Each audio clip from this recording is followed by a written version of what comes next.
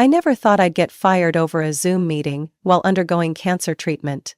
But the way they did it, cold, ruthless, and completely devoid of humanity. No warning, no sign, just a sudden 9 a.m. Monday call with a heartless subject line, urgent meeting with HR.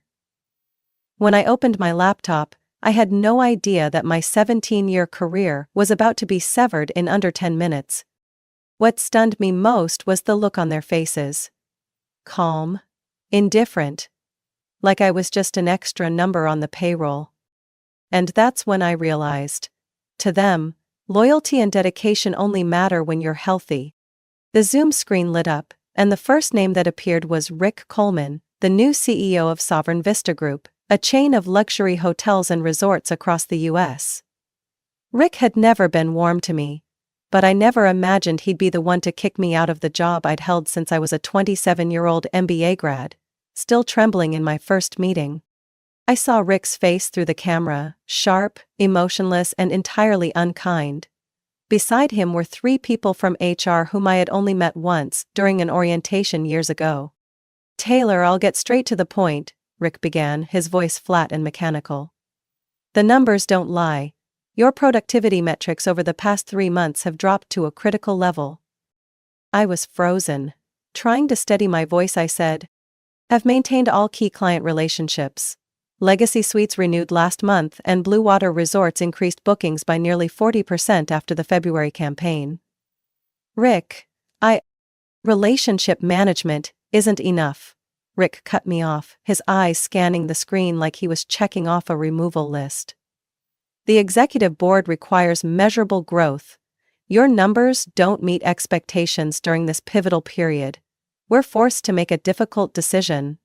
Your position ends, effective immediately." I sat there, clutching the edge of my navy blue silk headscarf, a scarf that hid most of my hair, now nearly all gone after nearly 6 months of chemotherapy. One hand trembled, not out of fear but from the rage choking in my throat. I had worked through the entire course of treatment. I scheduled all my infusions for Friday afternoons so I could rest over the weekend and show up to Monday meetings like nothing was wrong. I hadn't taken a single sick day. I took a slow breath, answered with quiet desperation. "I understand."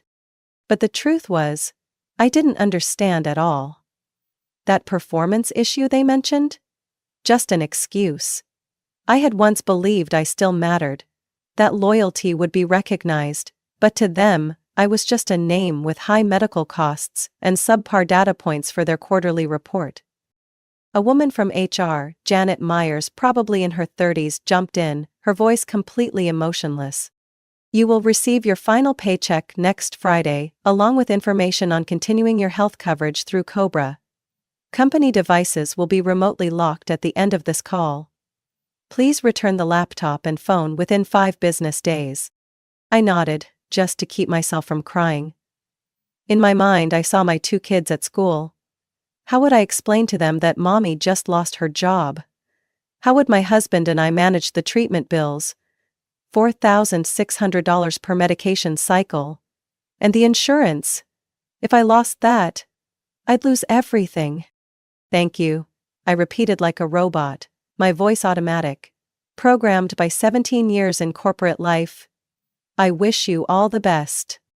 I clicked "Leave meeting," and the screen went black. Right then, a notification popped up. "Brand repositioning strategy, client meeting, David Bradford, President, Blue Water Resorts, Wednesday, 10 a.m. My chest tightened. David had no idea I'd been fired. He'd just emailed me last night, thanking me for the Valentine's campaign that had boosted premium room bookings by 32%. My name was still on the company calendar. They hadn't even informed the clients.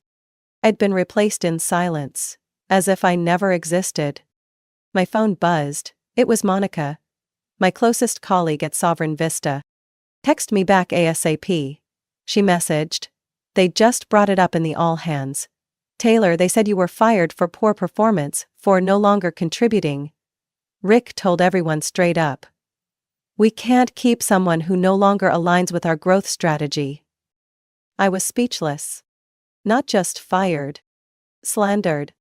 buried alive in a grave of honor dug by the very people I once trusted. And I knew this was only the beginning. I never thought I'd find myself in this situation, sitting silently in the living room, staring at the phone on the table like it had just betrayed me. Because honestly, it had. Less than an hour after leaving the Zoom meeting, I received the first message from a former coworker, Elliot, a senior sales rep I once trained. "Taylor, is it true you were fired because you couldn't keep up? Rick said you were distracted and it was affecting the entire marketing strategy." I nearly dropped my glass of water. Right after that came a message from Laura, a junior employee who had only been at the company for 4 months. Someone I had mentored closely. "I don't understand what's happening.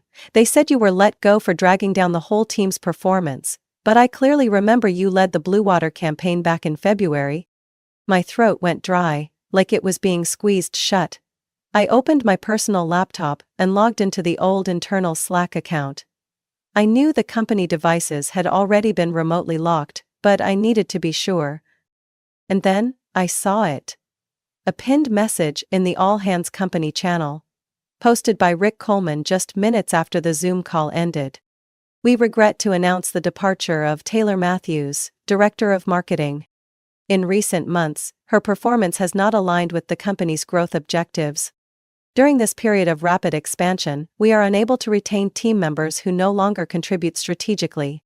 We encourage the team to stay focused and take advantage of the exciting opportunities ahead." I froze. No thank you, no acknowledgement of 17 years of service. Just carefully chosen language designed to bury my credibility in front of the entire company. Minutes later, my phone rang. It was Matt, head of the client division. Someone I'd worked closely with on the Evergreen campaign in Texas. "Taylor, what's going on?" he asked, panicked. "Rick just told the client teams that you left the company due to personal reasons and underperformance." "What? You've been working non-stop through 6 months of illness." I pressed my lips together, trying to stay calm. "That's what they told the clients? No handover? No partner communication?" "Not a word. Legacy Suites just called me. They're confused and don't know who's taking over. Blue Water is frustrated because they haven't received a confirmation for the May campaign. You know how they are. They hate being left in the dark." I clenched my fists. The choking feeling wasn't just in my throat anymore, it was spreading through every part of my body. Rick hadn't just fired me. He was erasing me. Wiping out my existence as if I had never been there. Never created any value for Sovereign Vista Group. And in doing so, he was extinguishing any chance I had of returning to the industry. That night, while updating my LinkedIn profile, another email arrived, from a company internal address. Nora@sovereignvista.com. Subject: Staff announce. Marketing Director transition. I clicked. "We are pleased to welcome Michelle Hartley as the new Director of Marketing starting next week. With over 10 years of experience in FMCG and strategic consulting at Axis Group, Michelle will bring fresh perspectives to our marketing team, especially in the direction of automation and cost optimization." She previously worked under the leadership of Rick Coleman at Axis Group. I sat completely still. Rick had planned this. Michelle wasn't some random replacement. She was his person. A piece moved from his old company to take my place once I was pushed out. The entire smear campaign had been to justify bringing her in? He needed me gone as quickly and completely as possible. Then I got an email from Greg, Communications Director at Starlight Shores Hotel Group, someone I had flown from Florida to Colorado to present to back in January. "Taylor, I heard you're no longer with SBG? No one from the company has said anything to us. I thought you were leading the June campaign. We need to know who our new point of contact is. Everything feels really unclear." I couldn't even respond right away, because I didn't know myself. I had never been wiped out of a system this fast. No transition plan, no farewell, nothing. And now, my reputation had been publicly shredded in front of colleagues, clients, and relationships I'd spent nearly 2 decades building. Rick hadn't just taken my job. He burned the entire bridge of honor behind me, and then came back to scatter the ashes over my resume. "Are you okay, Mom?" Emily, my oldest daughter, asked, as I tried to close the laptop. I nodded. "Yeah, Mommy's just a little tired. I saw you crying earlier." I turned away, not wanting her to see my tears. "I'm really okay, everything's going to be fine." But deep down, I knew fine wasn't going to come on its own. I'd have to fight for it, bit by bit.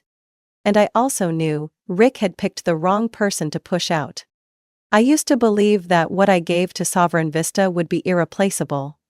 I blindly trusted that 15 years of loyalty, since the days when the company was just a rented office in the Dallas suburbs with barely 20 people, would be a shield strong enough to protect me from any storm. I was the first to lay the foundation for the marketing department.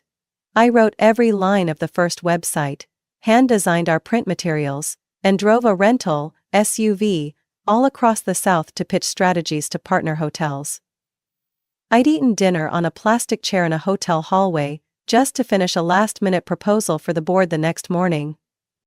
I never shied away from a task, and for over a decade, the results spoke for themselves. Client retention rate, always above 92%.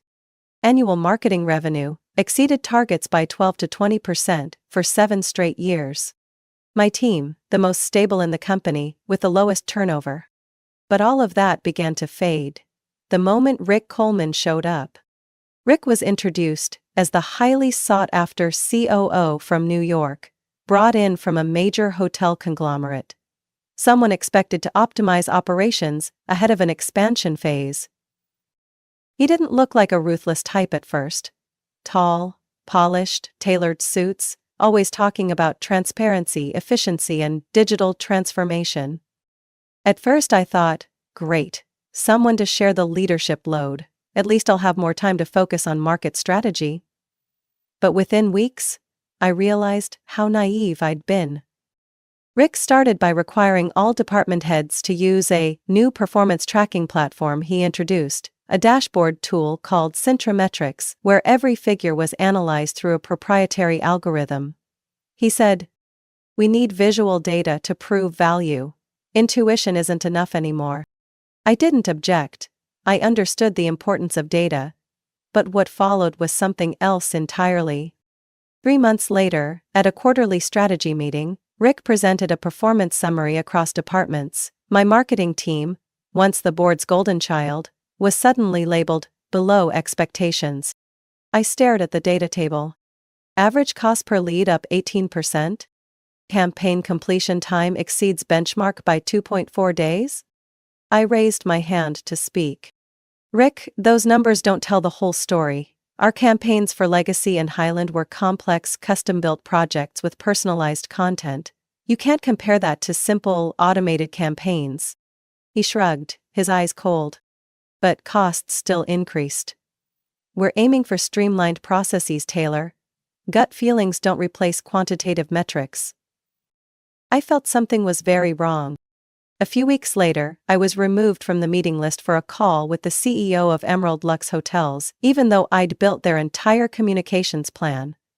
When I asked why, the coordination assistant whispered, "Rick wants to try a new approach." Gradually, I was edged out of senior meetings. Instead, Rick began inviting Michelle Hartley, who at the time was just an external consultant, not even officially hired, into major project reviews. She was the only person I wasn't allowed to communicate with directly, only seeing her name in cold, emotionless CCs on emails. Last November, I organized a workshop for nearly 30 hotel partners in Chicago, an event I personally managed from start to finish. After receiving a 4.9 out of 5 rating from attendees, I sent a results report to the executive team. Rick replied with a single dry line. "Thanks. Next time focus on KPIs instead of subjective feedback." I scoffed. So, customer feedback and market satisfaction, those were subjective to him. That's when I started saving everything. Emails, documents, internal comments, approved plans. Not because I thought I'd be fired, but because something in my gut told me a shadow plan was already in motion. "Taylor, I think I should handle the Blue Water project," Rick said bluntly during a meeting in early January. Michelle has fresh insight. She can tap into the younger customer segment more effectively. I stared at him. I've led that project for 3 years. We just rolled out a regional content segmentation strategy this quarter. You're going to scrap all of that? I want to improve it. He emphasized every word. And don't take it the wrong way, Taylor. We appreciate your contributions. But everything needs to move. Faster, leaner, more data-driven. At that moment, I knew I had been pushed aside. And by February, when my doctor told me I needed to begin chemotherapy earlier than expected, I reported it to HR and to Rick. But I also made it clear, I wasn't asking for time off. I would work through treatment. He just nodded, never meeting my eyes, then turned to Michelle and smiled. I didn't understand that look until the day I was fired. Rick didn't just take my job. He stripped away my influence layer by layer, chipped at my authority, and quietly deducted points from my reputation. Like someone slowly burning the bridge you're still standing on. I thought being fired was the lowest point of this nightmare. But then a FedEx envelope arrived at my house Tuesday morning, and it proved how naive I still was. The sender was clearly printed, Legal Department, Sovereign Vista Group. I tore it open with a sinking feeling, like I was about to read a death notice. And just like my instincts warned, the cold, calculated words inside were as sharp as a poisoned blade.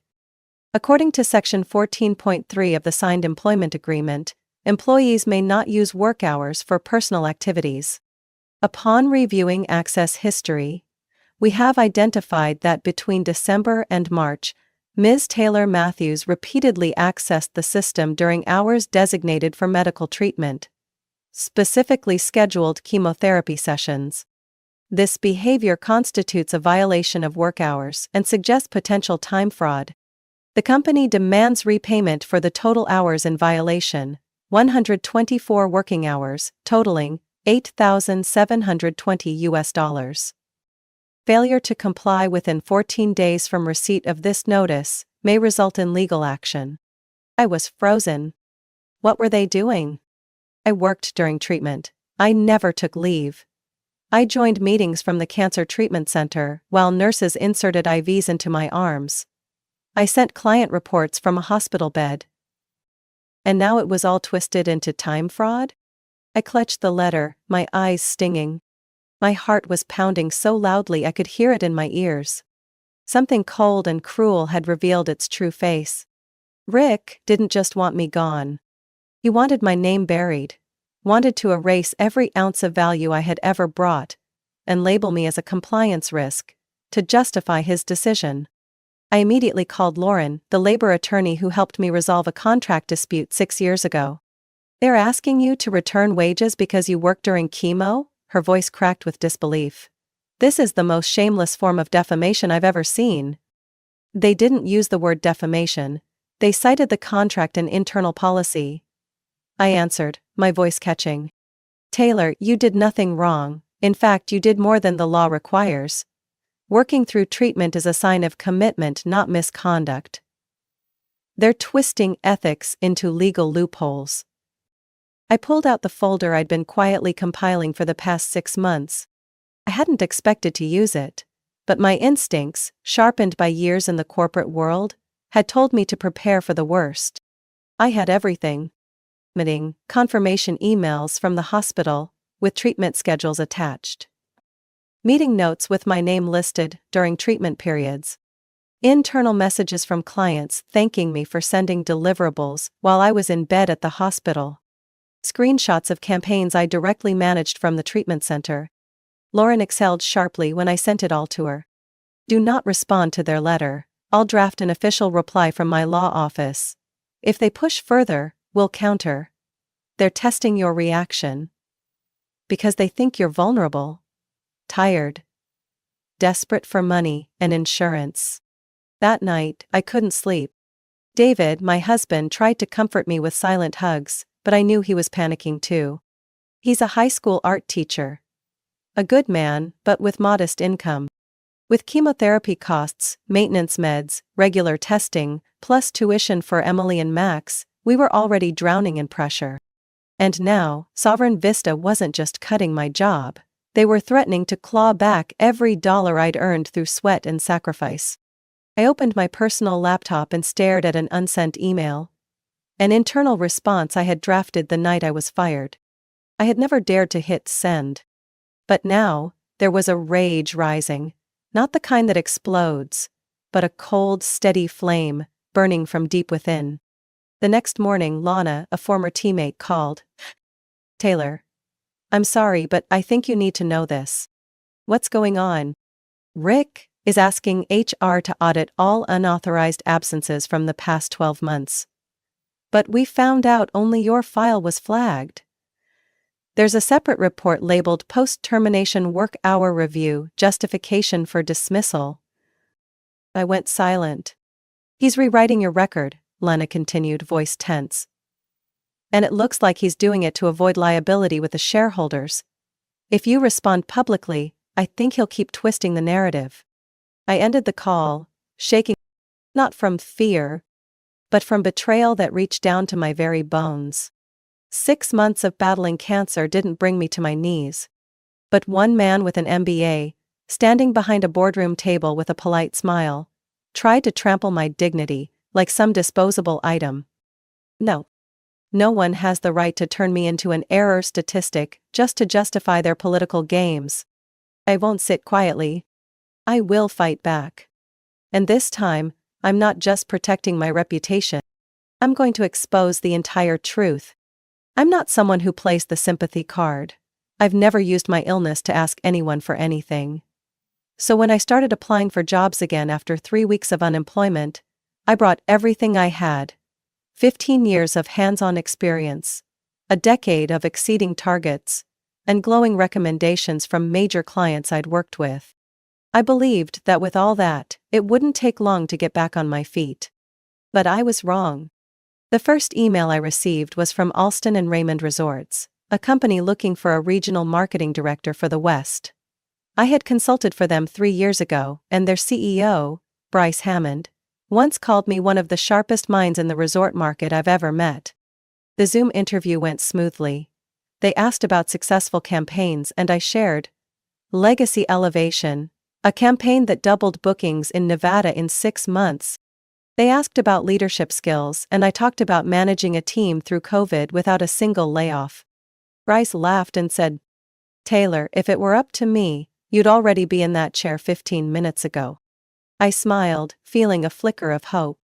"I want to be honest," I said slowly.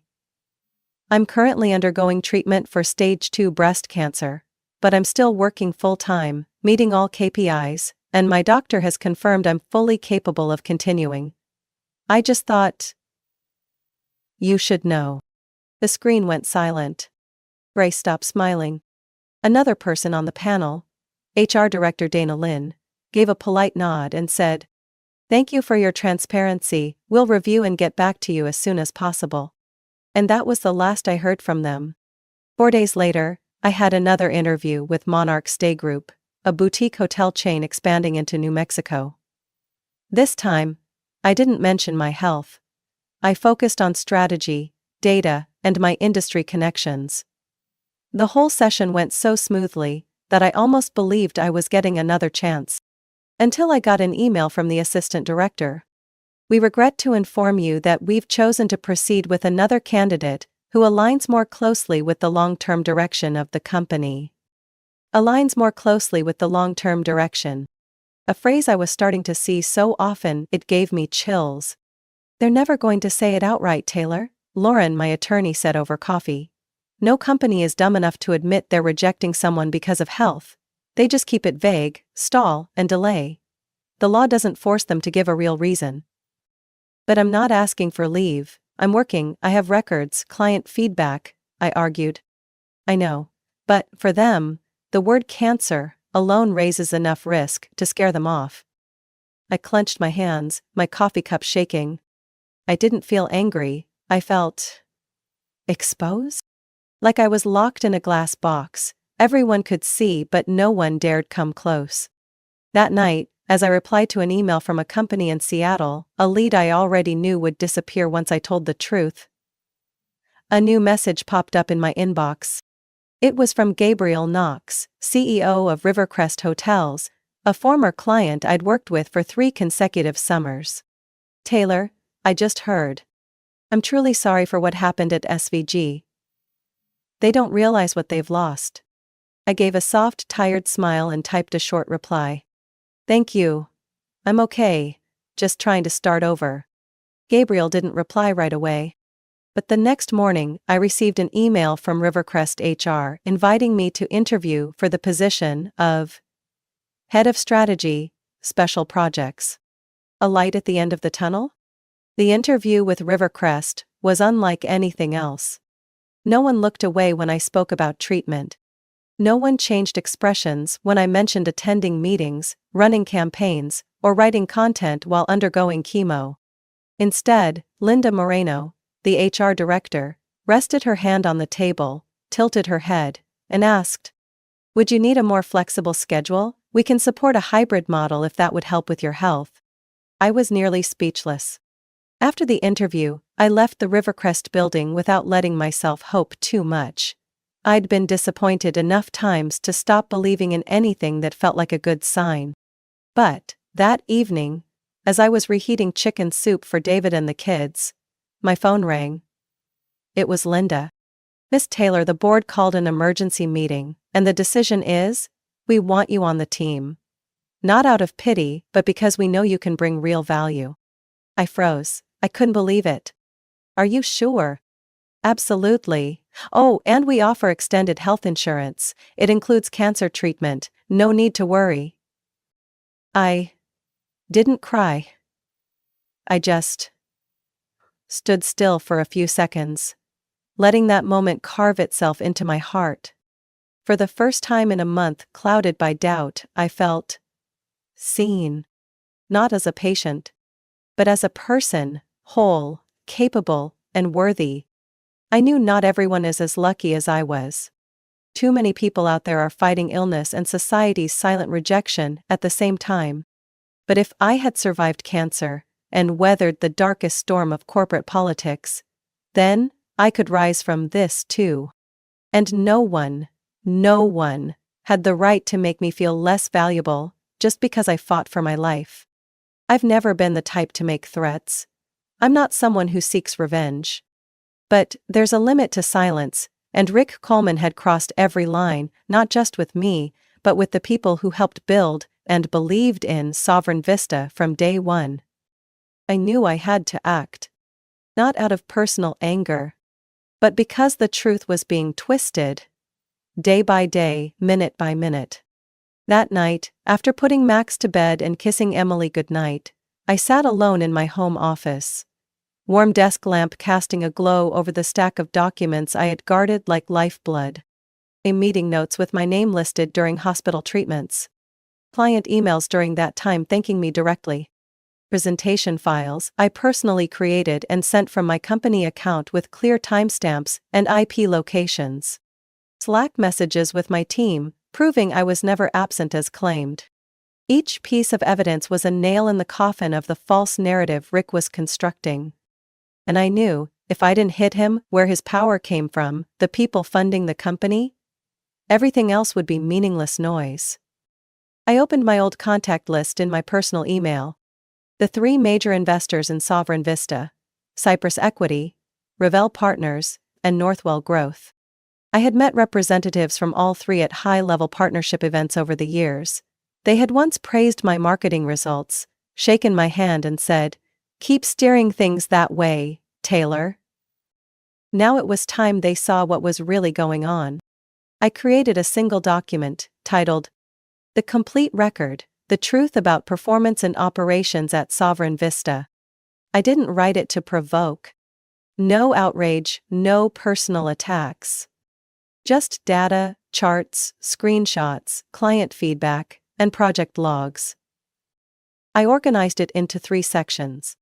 Marketing department performance over 5 years, clear data showing we consistently exceeded KPIs, led in client retention, and achieved quarterly revenue growth. The impact of recent decisions under Rick Coleman. Slashing customized campaigns, pushing long-term clients into cookie-cutter strategies, fracturing key relationships. The termination and its aftermath. Attached evidence of me working throughout treatment, along with client emails expressing confusion and frustration over the lack of communication. I didn't ask for anything. No demand for investigation. Just a closing paragraph. Out of professional conscience and responsibility to those who believed in Sovereign Vista, I felt it necessary to share this truth with the investors, the ones with the power to determine this company's future. Please review it.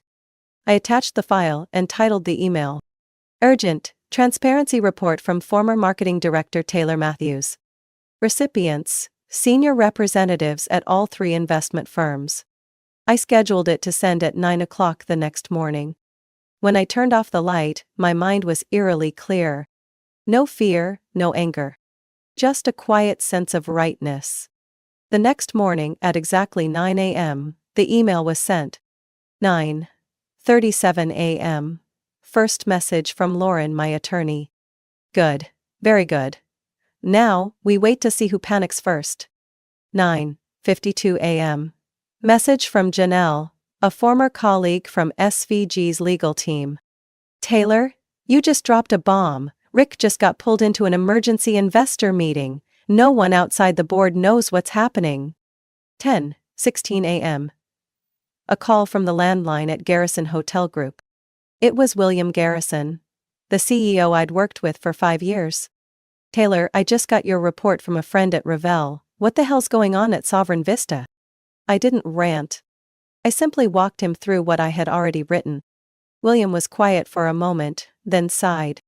No wonder the recent campaigns have been a mess. They scrapped the entire personalization system you built, and now clients are reacting. Then he said something I never expected. If you haven't accepted another offer yet, I'd like to officially invite you to join Garrison as our director of marketing. Immediately. I nearly dropped the phone. William, thank you, but you know I'm still in treatment. My wife survived thyroid cancer. He cut in. I don't see you as a patient, I see you as a professional. And we need people like you. I clenched my hand, holding back the tears welling in my eyes. Life really knows how to pick the perfect moment to shift direction. That evening, while I was preparing dinner, my phone rang again. It was an unknown number. I answered. Ms. Matthews, this is Andrea Calloway, representative of Northwell Growth. I just reviewed your report. We've requested an emergency meeting with the Sovereign Vista board tomorrow. I wanted to thank you for your courage and sharing. If possible, I'd like to schedule a private call with you next week. I gripped the phone. Absolutely, Andrea, I'll be waiting. When I hung up, I realized my hands were shaking. But this time, it wasn't out of fear. It was the feeling of taking back control. And when I opened the email from William Garrison confirming the formal job offer, I knew this. Truth, when presented at the right moment, can shift the balance of power. A lot still wasn't over. Rick hadn't fallen yet. But his seat had begun to shake. Some calls come at the exact moment you think hope has run dry, and change the entire course of your life. The morning after I sent the report to the investors, I was sitting in the kitchen, hands wrapped around a mug of hot tea I hadn't even sipped, when my phone rang. A number flashed on the screen, New York area code. I almost didn't pick up. I was exhausted from HR calls, lawyer emails, half-hearted offers and soulless courtesy messages. But something in my gut told me to answer. Taylor, it's me. Jackson Reeve from Garrison Publishing. I sat up straight. Jackson was the CEO of Garrison one of my closest partners during my time at Sovereign Vista. We had worked together on branding strategy for their first literature-themed hotel chain. He was meticulous, sharp, but had always shown deep respect to those he worked with. I just read your report. A friend at Revel sent it to me, and I'm honestly outraged. His voice was calm, but held tightly restrained anger. I swallowed hard, bracing for a long conversation. But Jackson didn't let me speak. I'll be direct, Taylor. I want you at Garrison. Director of Marketing. Full authority over all hotel campaigns, domestic and international. compensation will reflect your value. And more importantly, here, your health will never be seen as a limitation.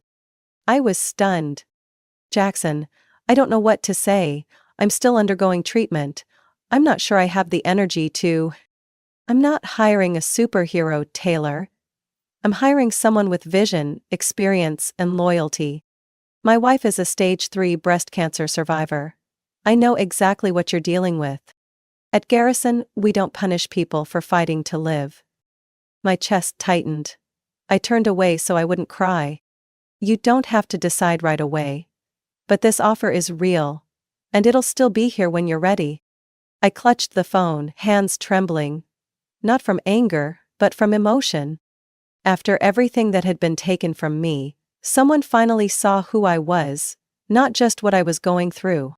It didn't take me long to decide. 3 days later, I signed the contract. In the congratulatory email, Jackson included a simple line. We don't just hire talent, we hire people. On my first day at Garrison, I arrived at the Manhattan headquarters wearing an old ivory blazer, David's birthday gift to me 5 years ago. I stood outside the 5-story red brick building, heart pounding in my chest. Not out of fear, but because I knew I was stepping into a new chapter. I thought I'd never get to write. Linda, the head of HR, welcomed me with a warm smile and a personalized onboarding packet, including information about a free mental health support program for employees undergoing chronic illness treatment. If you ever need to work remotely on any given day, just let us know in advance. No paperwork, no hassle. We trust that you know your own limits. Linda said gently, like a breeze. I wasn't used to this feeling, being trusted from the start, not being monitored, not being scrutinized every minute. When I stepped into my new office, a small but sunlit space with a window facing a quiet park, I realized something simple. I no longer had to fight just to exist. Here, I was allowed to breathe. A week later, as I was brainstorming with the team on a campaign for the Hemingway Hotel, my phone buzzed. It was an email from Sovereign Vista's old internal system, secretly forwarded by a former colleague. Subject: Urgent announcement. Executive restructure. The message was brief and cold, like every email I used to receive there. Effective immediately, Rick Coleman will no longer serve as COO of Sovereign Vista. In the interim, all marketing and partner operations will be overseen by Ms. Michelle Hartley until further notice. I stared at the screen. Rick had fallen. Not because I sought revenge, but because the truth had finally broken through the polished shell he tried to build.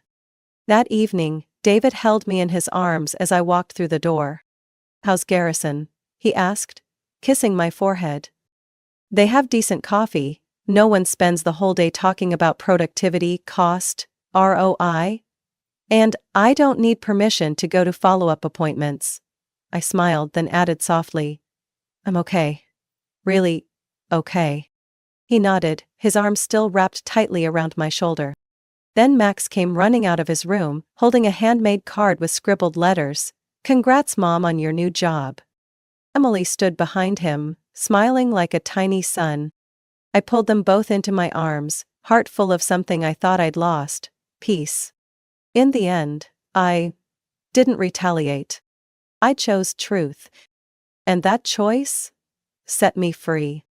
3 months after I walked into Garrison Publishing, I received an unexpected call from a number I didn't recognize but somehow felt familiar. Taylor, this is Eleanor Carr from Northwell Growth. Do you have a moment? I sat back down, placing the Book the World campaign materials on my desk. Of course. Eleanor didn't waste time. I'm calling to thank you. Your report sparked an internal dialogue that should have happened months ago. Thanks to what you provided, we were able to see the full picture. Rick Coleman had been hiding. I stayed silent. After an independent investigation, the Board of Investors voted unanimously. Rick's termination was made effective immediately. The merger deal with Rothbridge Hotels has been suspended indefinitely. We are now restructuring the entire executive team. I closed my eyes, letting her words sink into every corner of my mind. Rick was gone. Finally. There's one more thing, Eleanor continued. The board would like to invite you back. Not only to reinstate your former role, but to offer a new one. Chief Customer Strategy Officer. You'd have full authority to rebuild the marketing framework however you see fit. I pressed my lips together. The answer came to me without hesitation. Thank you for the trust, but I can't accept. Eleanor paused, slightly surprised. Would you mind sharing why? I took a deep breath. Because I've found a place where I don't have to prove my worth every day. A place where I'm not afraid that a 9 a.m. Zoom call could erase 15 years of my career. And more importantly, I no longer want to return to a place that once saw me as a burden. There was a brief silence. Then, Eleanor said, I understand. Still, thank you for giving us the chance to make it right. I hung up and felt weightless. The next morning, an email was sent from Sovereign Vista's internal system with the subject line, Executive Leadership Change, Official Statement from the Investment Board. I no longer had access, but Lana, the same former colleague who once forwarded me internal updates, had passed it along. Effective today, Mr. Rick Coleman will no longer serve as Chief Operating Officer of Sovereign Vista. We thank him for his contributions during his tenure. Additionally, we are formally reinstating the personalized marketing policies that once formed the foundation of our strategic vision. Clients can be assured that all partnerships will continue with our highest level of commitment. I let out a dry laugh. A thank you for someone just exposed for dismantling the entire customer ecosystem. Still the same slogan-filled, PR-polished language. But at least, it was a step backward in the right direction. Garrison Publishing was different. Here, what I built wasn't measured by cost per acquisition, but by how often customers came back and told their friends. We didn't do marketing, we told stories. That afternoon, while having lunch with the team in the common area, Holly, the creative lead, looked up from her laptop and winked at me. Your LinkedIn post's up 1,200 shares in 3 hours. I laughed. I didn't share everything online. No name calling, no yelling. Just a short post. Some places you work to survive, some places you work to grow, and then there are places where you're allowed to simply be, especially during the hardest season of your life. I lost what I once thought was home. But then another door opened, where I was seen, trusted, and chosen not based on health status, but on human value. Underneath were hundreds of comments from people who had gone through the same thing. People who were abandoned when they were at their weakest. People who were treated like a burden while fighting for their lives. That evening, as my family gathered around the dinner table, Max told us stories from school, Emily asked about the new hotel campaign launching in Vancouver, and David squeezed my hand tightly. I understood something with complete clarity. I didn't need to get revenge on Rick. I didn't need to teach them a lesson. The truth had already done that for me. He was pushed out of power. The merger he schemed was cancelled. The policies I'd built, once torn down, were now reinstated. And I was living a better life. A freer life. A more authentic life. The next morning, when I walked into Garrison's office, sunlight pouring through the tall windows, I found an envelope on my desk. Inside was an invitation card. Hemingway-themed resort launch, brand strategy, led by Taylor Matthews. My name, printed clearly.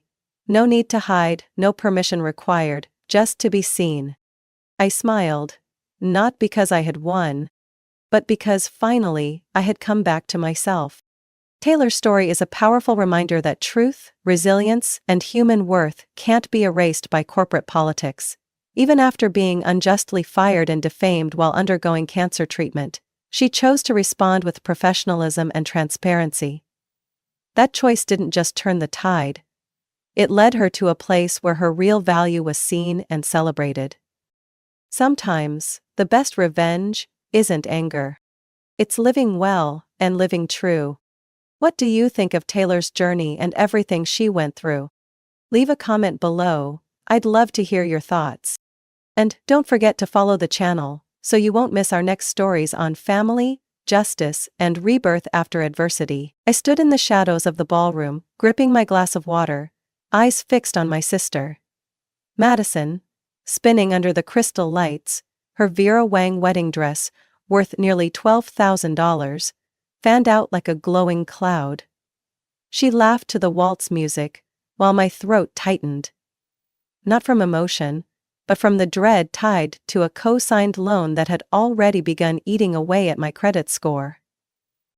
I'm Zoe, 33 years old, a financial consultant, and the one the family lovingly refers to as the responsible one. While Madison gets praised as a free spirit living her passion, I'm the one who shoulders everything when things fall apart. I hadn't planned to attend the wedding, but when my mother, Patricia, called, voice trembling with happiness, I reluctantly flew from Austin to Denver. She said, "Family presence is everything, sweetie. Your sister's getting married. How could you not be there?" What mattered most to my mom wasn't family, it was appearances. Making everything look perfect in front of her friends. The same ones who gushed about Madison's artistic flair, her grace, her supposed right to a dream wedding. They didn't know that, 6 weeks earlier, Madison showed up at my apartment in the middle of the night, mascara streaking down her face, dragging along her fiancé Kyle. They sat on my white leather couch, holding hands, sounding like they'd just lost everything. "We need your help," Madison sobbed. "The bank won't approve the loan without a cosigner. You're the only one with good credit." I said nothing. Kyle jumped in. "I'm building a digital photography platform. Investors are interested. After the wedding we'll pay everything back. We just need to get over this bump." "What about Mom and Dad?" I asked. "They already signed," Madison replied, eyes glistening. "But the bank wants someone more solid." Of course, I resisted.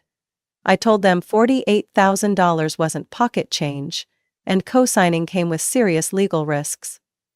But then my mother called. Her voice made it sound like I was turning my back on a sacred duty. "Sisters take care of each other, Zoe. If it were you, Madison would do the same." I almost laughed. Madison had never split a check with me, let alone a responsibility. 2 years ago, when my father was diagnosed with high blood pressure, I'd paid for his medication. Madison was studying painting in France. She didn't even call. But I couldn't say no. Not in front of everyone. "My father?" Leonard shrugged from his armchair. "That's what family does. Who else would we trust if not you?" So I signed. On one condition. An added clause, protecting me if they skipped town or defaulted on more than 3 payments. Kyle nodded immediately. And Madison smiled like I was being overly dramatic. Tonight, as they exchanged loving looks under hundreds of LED lights, I didn't see happiness. I saw a trap, wrapped in white lace and roses. My mother walked over, resting her hand on my shoulder the way she always did when trying to wake me up. "Zoe, you're not smiling. Aren't you happy? Someone has to handle the sound system payment, Mom, unless you'd like to wire the funds?" She frowned. "You're always calculating. Can't you let things go for once?" I gave a dry smile. If I'd let things go the way she wanted, I'd have drowned in debt years ago. But she never understood that. She never tried to. I pulled out my phone and opened the contract. Clause 11.2. The one that transferred liability if the borrowers left the country without a repayment plan. I reread it carefully, like checking a seatbelt before freefall. Everyone thought this wedding was a dream. I knew better. It was a countdown to detonation. The lights from the end of the reception cast long shadows across the cold stone floor, and I was still standing there, silent among the crowd dancing in bliss. Madison had just been lifted into the air by Kyle, her wedding dress soaring like a white bird in a forest of light. My mother clutched her camera, eyes glistening with emotion, while my father poured himself a 4th glass of wine. No one noticed me quietly slipping out of the hall, my heart heavy as stone. I returned to the hotel at exactly 11:46 p.m. The room on the 14th floor was silent, bathed in a soft yellow glow from the lamp. I sat down and reopened the email from Marty. My attorney. Subject line? Clause 11.2 confirmed and legalized. I scrolled to the italicized fine print. In the event that the borrower departs the United States without establishing a repayment plan, within 30 days of the first due date, full financial liability will transfer to the co-signers. I closed my laptop, poured a glass of Cabernet, and stood at the window overlooking the sparkling Denver skyline.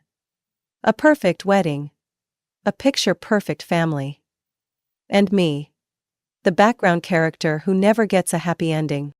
3 weeks later, I received the first text from the bank. Payment A1 for loan. 8234 is 5 days overdue. Please contact us to avoid credit impact. I immediately emailed Madison.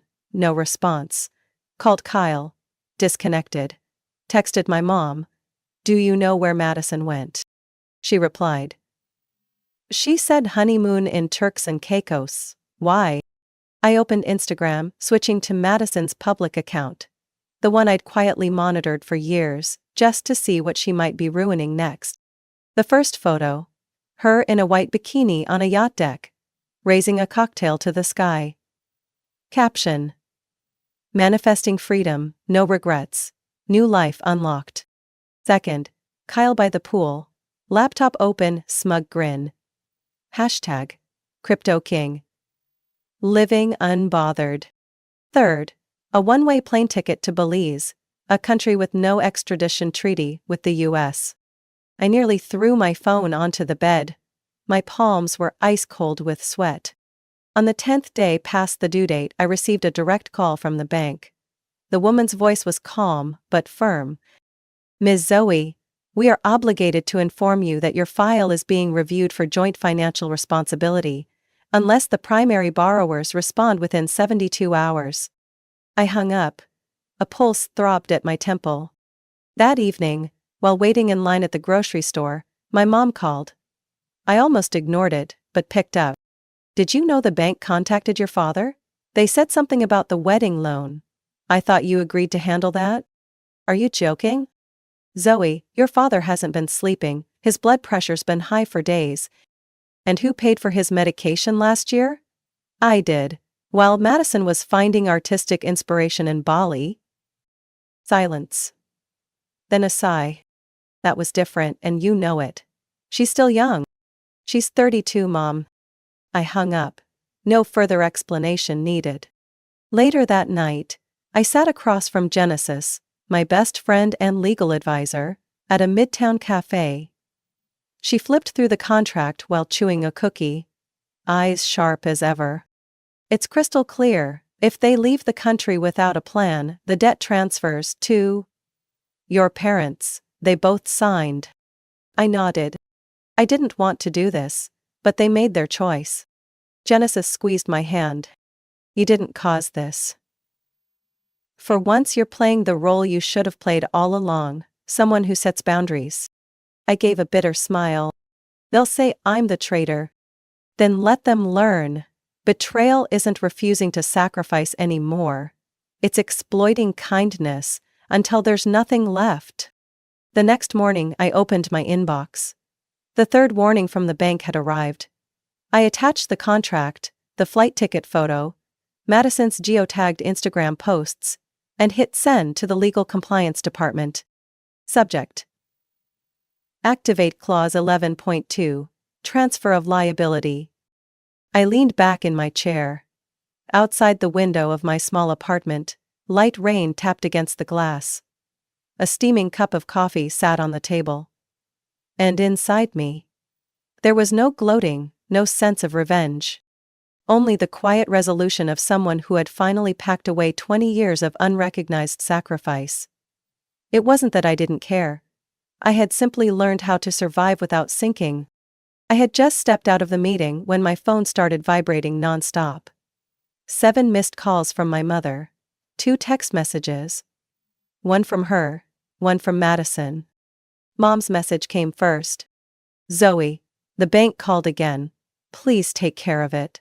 Your dad hasn't slept in days. His blood pressure is up to 160. I'm begging you. Before I could respond, Madison's text arrived. Blunt and tone deaf. Can you stop making such a big deal? You're messing with our positive energy. I read that line 3 times, not because I didn't understand it, because it was so absurd it left me numb. I was the one staring down nearly 50 grand in debt. I was the one getting legal warnings from the bank. And positive energy? They were living like they'd won the lottery, while I was the cashier expected to pick up the tab. Genesis called while I was standing in the office hallway, hands shaking so hard I nearly dropped my phone.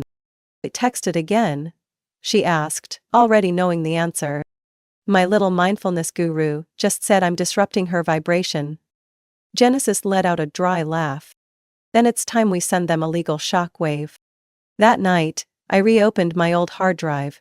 The one I'd kept every document on from the past family rescues. All neatly labeled. Medical bills. Dad. Sierra. Europe trip. Car, down payment 2016. Art school fund withdrawal. I began sorting each file. Bank receipts, screenshots of transfers, tuition confirmations, even an old text from Mom, send the money quickly, her class starts next week.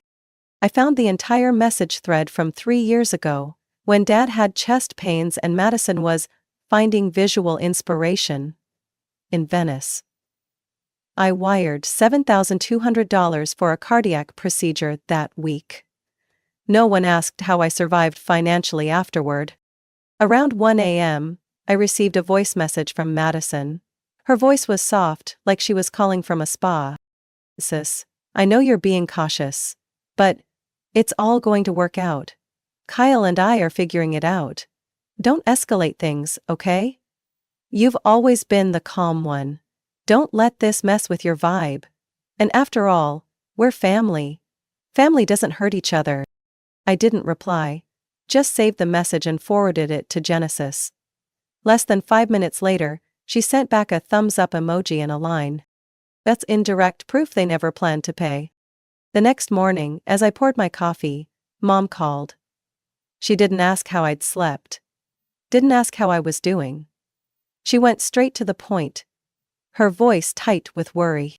Zoe, the bank said they're sending an official warning. Your dad's pacing nonstop, hasn't eaten. Can you call them? Call them for what, Mom? To delay things, ease the pressure. Or maybe cover a payment for now? We'll figure the rest out later. I set the mug down slowly. You signed the contract, Mom. So did Dad. I was just a co-signer. The liability is shared. Why is it all on me again?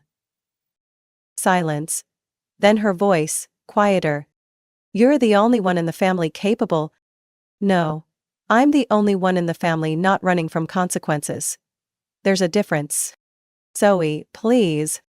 If Dad's really not well, maybe remember who saved his life that year. Not Madison. Not Kyle, not even you. Me. I hung up. No tears, no shaking. Just a strange, steady clarity running through my blood. That evening, a parcel arrived from Genesis. Inside was a copy of the loan agreement, every signature intact. My mother's shaky handwriting on page 3. A small red sticker marked Clause 11.2. With a handwritten note from Genesis, point of detonation. I pinned the contract to my magnetic board in the home office. Then I opened a new file folder on my computer. Phase 2. Legal liability. Madison thought I was soft. Mom thought I'd keep carrying the load like always. But this time, I wouldn't be the good sister. This time, I'd be the one to break the cycle. With the law, with the truth, and with silence colder than any words could ever be. 3 days after I sent the email to the lender's legal department, my phone rang at 7 a.m. on a Sunday. Mom. 8th time in 2 days. I still hadn't answered. On the 9th, I picked up. Zoe, Patricia's voice cracked. What did you do? They said the debt's being transferred to us. How could you? You should have read the email I sent with the contract. Section 11.2. You signed it. You tricked us, she nearly shouted. I didn't think you'd actually go through with it. That's the problem, Mom. Everyone assumes I'll stay silent, that I'll clean up the mess. I heard papers rustling on the other end. Then, Dad, Leonard, cut in, his voice rough. Zoe, this is serious. The bank is threatening legal action. Is there anything you can do? What, pay for everyone again like always? You're the one with financial stability. You can. Do you remember who paid your hospital bill at St. Luke's last year? Over $7,000. Kyle was busy opening his photo studio. Madison living off startup funds Mom pulled from retirement. I canceled my MBA plans because I had zero savings left. Silence. Not a word. I could hear my own heartbeat. I'm sorry, Zoe, my mother said quietly. But this time, can you withdraw the request? We can discuss things again. As a family. There's no we anymore, Mom. I've been the only one in this family for far too long. I hung up. An hour later, an email from the lender landed in my inbox. Notice of activated liability transfer under Section 11.2. Records will update within 72 hours. I forwarded it to Genesis. Subject: It's begun. That evening, I drove to my parents' house, the one they asked me to visit. Not for reconciliation. For closure. The 3-bedroom home in North Dallas looked smaller than I remembered. On the dining table, Mom had laid out lasagna, my childhood favorite. Classic emotional bait. Dad sat at the head of the table, tension etched across his face. Eyes red, fingers tapping a glass of water. We didn't want this to go so far, he said, trying to sound calm. But you know, if the debt falls to us, you could lose the house. I know, that's why I warned you. But why activate the clause? My mom's voice broke. You know they didn't mean harm. I let out a short, dry laugh. No harm. They fled the country. They're posting cocktails from the Caribbean while I get debt collection notices, and everyone assumes I'll take care of it. Dad slammed his hand on the table. Is this revenge? No, this is justice. This is a daughter reclaiming her voice after being treated like a walking wallet. I pulled a folder from my bag, laid it open in front of them. Loan copies, default history, photos of Madison and Kyle in Belize, hotel check-in details, time-stamped.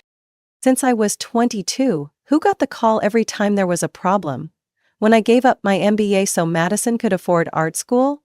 When Dad was hospitalized and you told me, Madison's abroad, just cover it for now.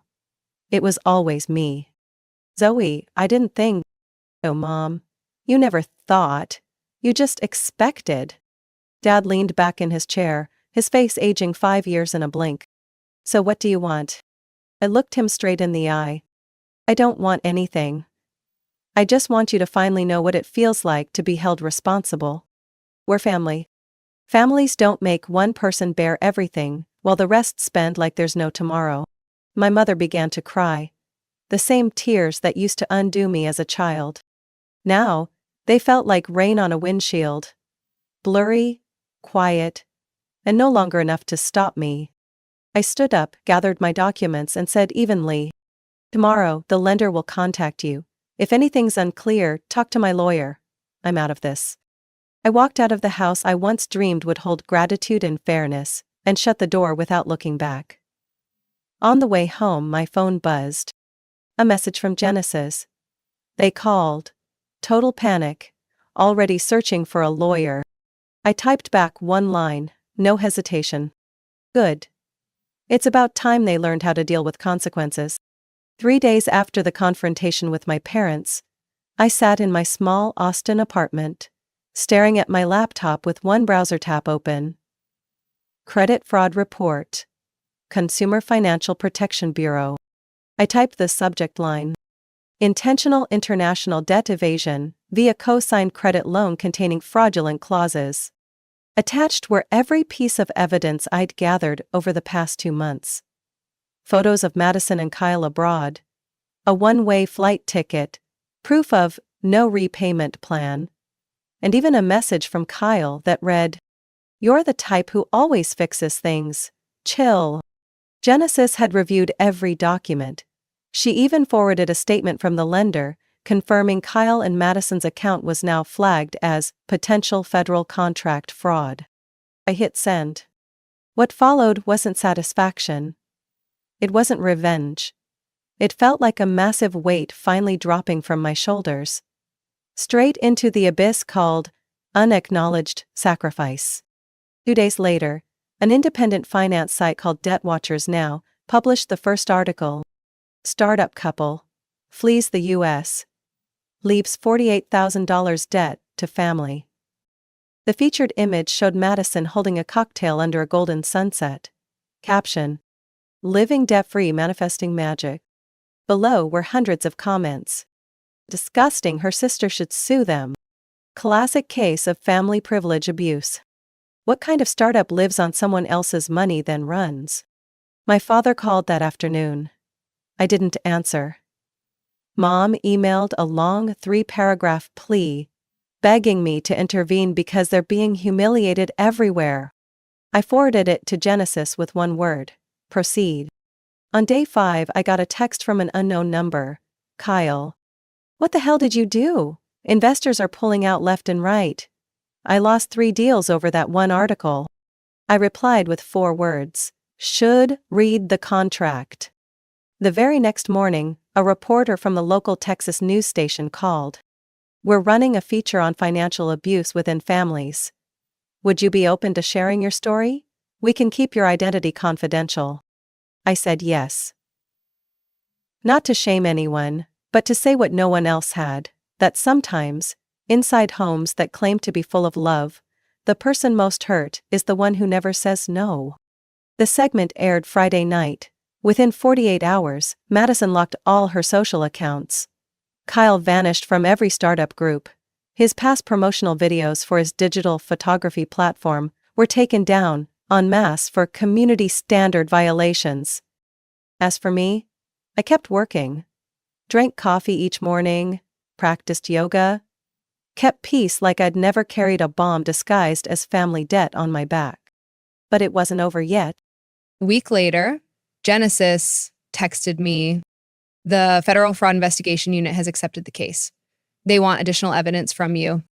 I showed up at her office with a USB in my bag. Inside were recordings, message screenshots, even a clip of Kyle at a startup meetup saying, "We've figured out how to handle the loan without paying it back." The investigator asked, "Are you certain this was premeditated fraud?" I simply pulled out my phone and showed a screenshot from Madison's Instagram story 1 week after the wedding. "Marriage visa freedom. Thanks for believing in me, sis." He looked at me and nodded. "Thank you. We'll take it from here."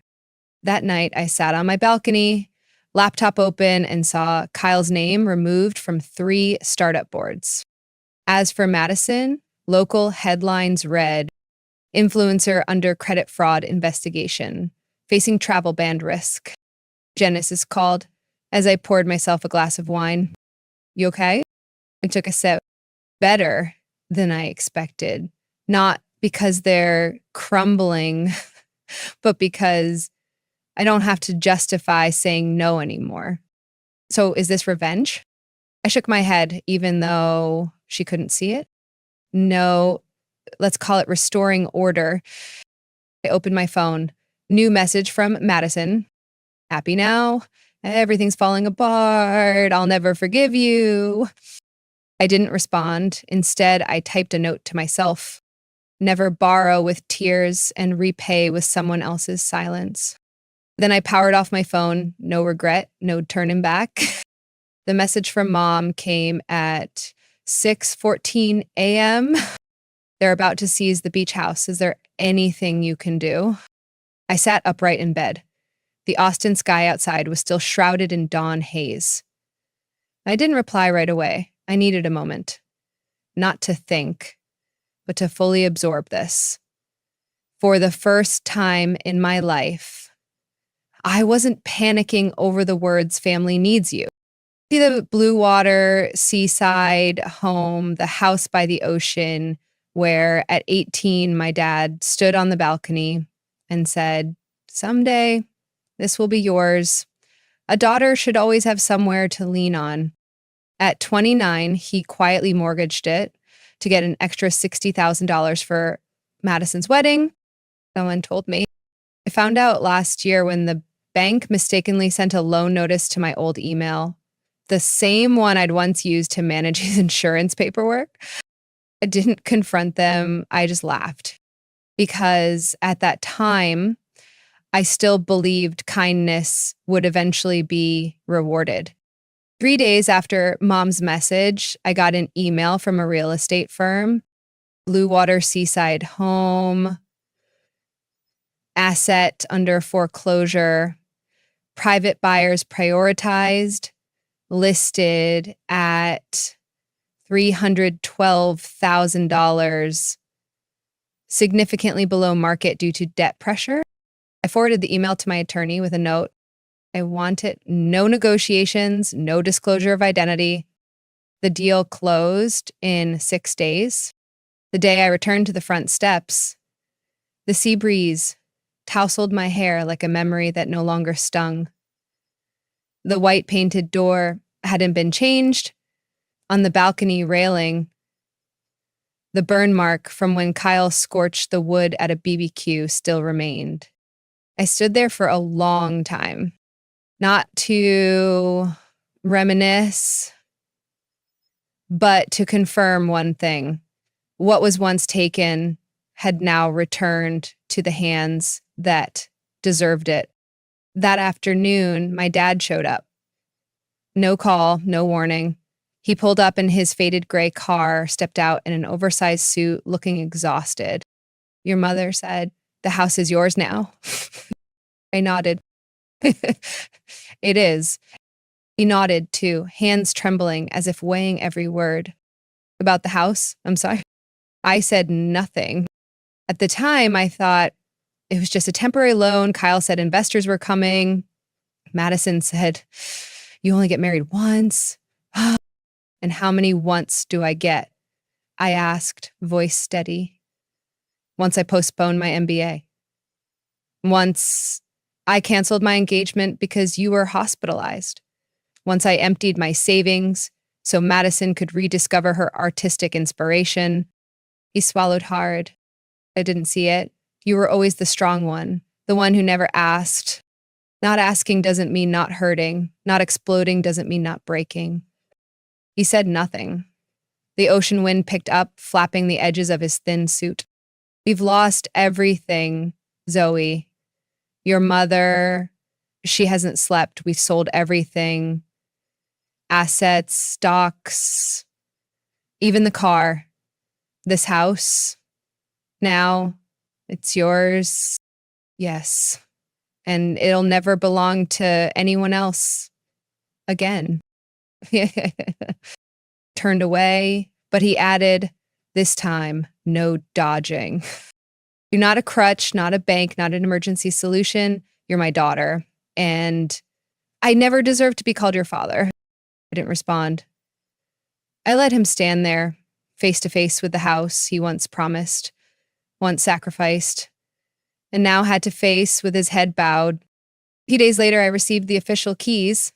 I changed every lock, repainted the door, cleaned every inch. On the living room wall, I hung a small frame, a printed copy of the loan contract signed by all four: myself, Madison, Kyle, and both parents. Just below it, I stuck a golden label in soft plastic letters. Justice doesn't have to be loud, just accurate. That night, I lay back on a wicker chair on the balcony, a glass of red wine in hand, the sea before me silent, like it had never heard any of my family's names. This house used to be an empty promise. Now it's a living testament to what I've learned in over 30 years. When your family sees you as a resource to drain, become the place they can no longer reach. I was dusting the old bookshelf in the living room when the phone rang. It was Genesis. Turn on the TV. Her voice barely contained its urgency. Local news, right now. I grabbed the remote, still sticky with dried paint. The headline scrolled across the screen in bold. Couple indicted for federal financial fraud. Detained at Arizona border attempting illegal re-entry. I froze as close-up footage of Madison and Kyle appeared, being escorted by border agents, their faces stunned, clothes streaked with desert dust. The report said they had used forged documents trying to re-enter from Mexico after realizing their personal bank accounts were frozen and their international credit cards were disabled. A red flag notice had locked their names out of every entry port. I picked up my phone. A message from my mother arrived even before the segment ended. They've arrested your sister. Please, Zoe, do something. They're holding her. No greeting, no apology, no acknowledgement of guilt, just a command disguised as family love. I hit block. 1 minute later, Kyle emailed me from a fresh address, clearly wiped of any trace. You won, Zoe. Happy now? What else do you want? I forwarded it to Genesis without comment. She replied almost immediately. You didn't take anything from them. You just stopped letting them take from you.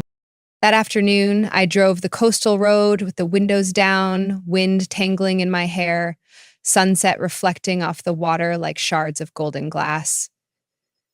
I didn't play music. I didn't need anything but the rhythm of my own breath. Finally, no longer carrying the weight of anyone else's world. Back home, I activated the new security system, checked my bank accounts. Everything stable. No unfamiliar alerts. No withdrawals under names that weren't mine.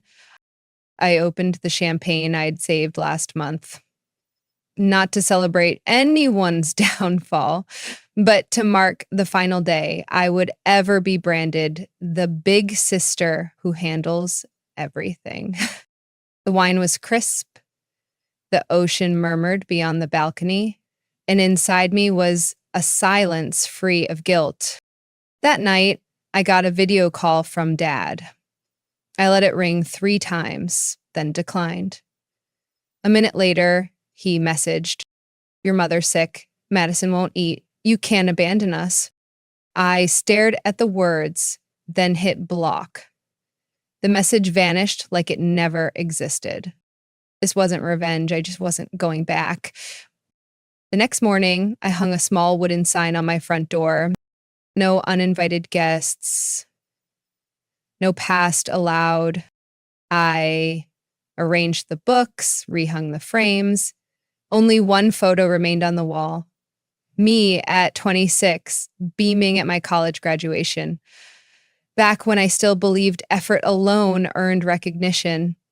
No one from my family showed up that day. I don't need them to show up anymore. A week later, the press reported Madison and Kyle officially indicted under U.S. Code 1344, bank fraud, facing federal prison time and a 10-year international travel ban. My mother took to social media, writing a long post pleading for humanity and blood ties. I didn't read it. I saw her name and quietly closed the page. I used to hope for understanding. Now I only needed peace. Genesis dropped by that Sunday afternoon. She brought 2 iced coffees and a bag of croissants. How does it feel, not being the one everyone calls for help? I smiled, like kicking a habit of blaming myself for other people's failures. She raised her coffee, then cheers to that, and to a beach house finally free of family drama. I clinked my cup to hers. The late sun spilled across the hardwood floors, the curtains, and my chest, like a final confirmation. I had stepped out of a game played by people who spent love like debt and passed down responsibility like it was inheritance. No one could invoke family to trap me anymore. No one could demand I suffer in silence. And no one, absolutely no one, held sway over my emotions ever again. Because now, for the first time in over 30 years, I fully owned my life, entirely, unshared, uncompromised, and never going back. Zoe's story is a powerful reminder that kindness should never be a license for others to exploit us. In real life, many carry the weight of family obligations without question, sacrificing their financial and emotional well-being just to keep the peace.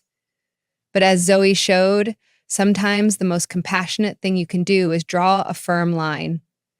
Justice doesn't have to be loud, it just needs to be timely, clear, and directed at the right people. Because true freedom begins the moment you dare to say, enough. What do you think about Zoe's choices and how she stood up to her family? Share your thoughts in the comments, and don't forget to follow the channel for more heartfelt stories about life, justice, and family. I always thought that marriage would be the beginning of a new, happy, and peaceful chapter in my life. I never imagined that happiness would come with an unseen, yet brutal battle. A battle I never expected to fight. A battle against my own mother-in-law. I'm Emma, 30 years old, living in Seattle, married to Daniel for the past 2 years. We have a stable life. A small but cozy apartment, jobs that allow us to be independent. And most importantly, we love each other. Daniel is a wonderful husband, always making sure I feel loved and cherished. But there was one thing he couldn't control. His mother. Linda. From the very first time we met, I felt an undeniable distance. She didn't need to say it outright.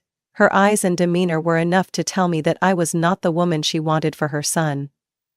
That night at dinner, as I stepped into their home, I felt like an uninvited guest. Out of place, unwelcome, and judged. Linda looked at me as if she were searching for a flaw, a reason to dismiss me from Daniel's life. And then, the name Rachel came up. Daniel, do you remember Rachel? She used to make the most amazing lasagnas, didn't she? Linda smiled, her tone seemingly casual, yet dripping with intention. Daniel hesitated for a second before forcing a tight-lipped smile and nodding.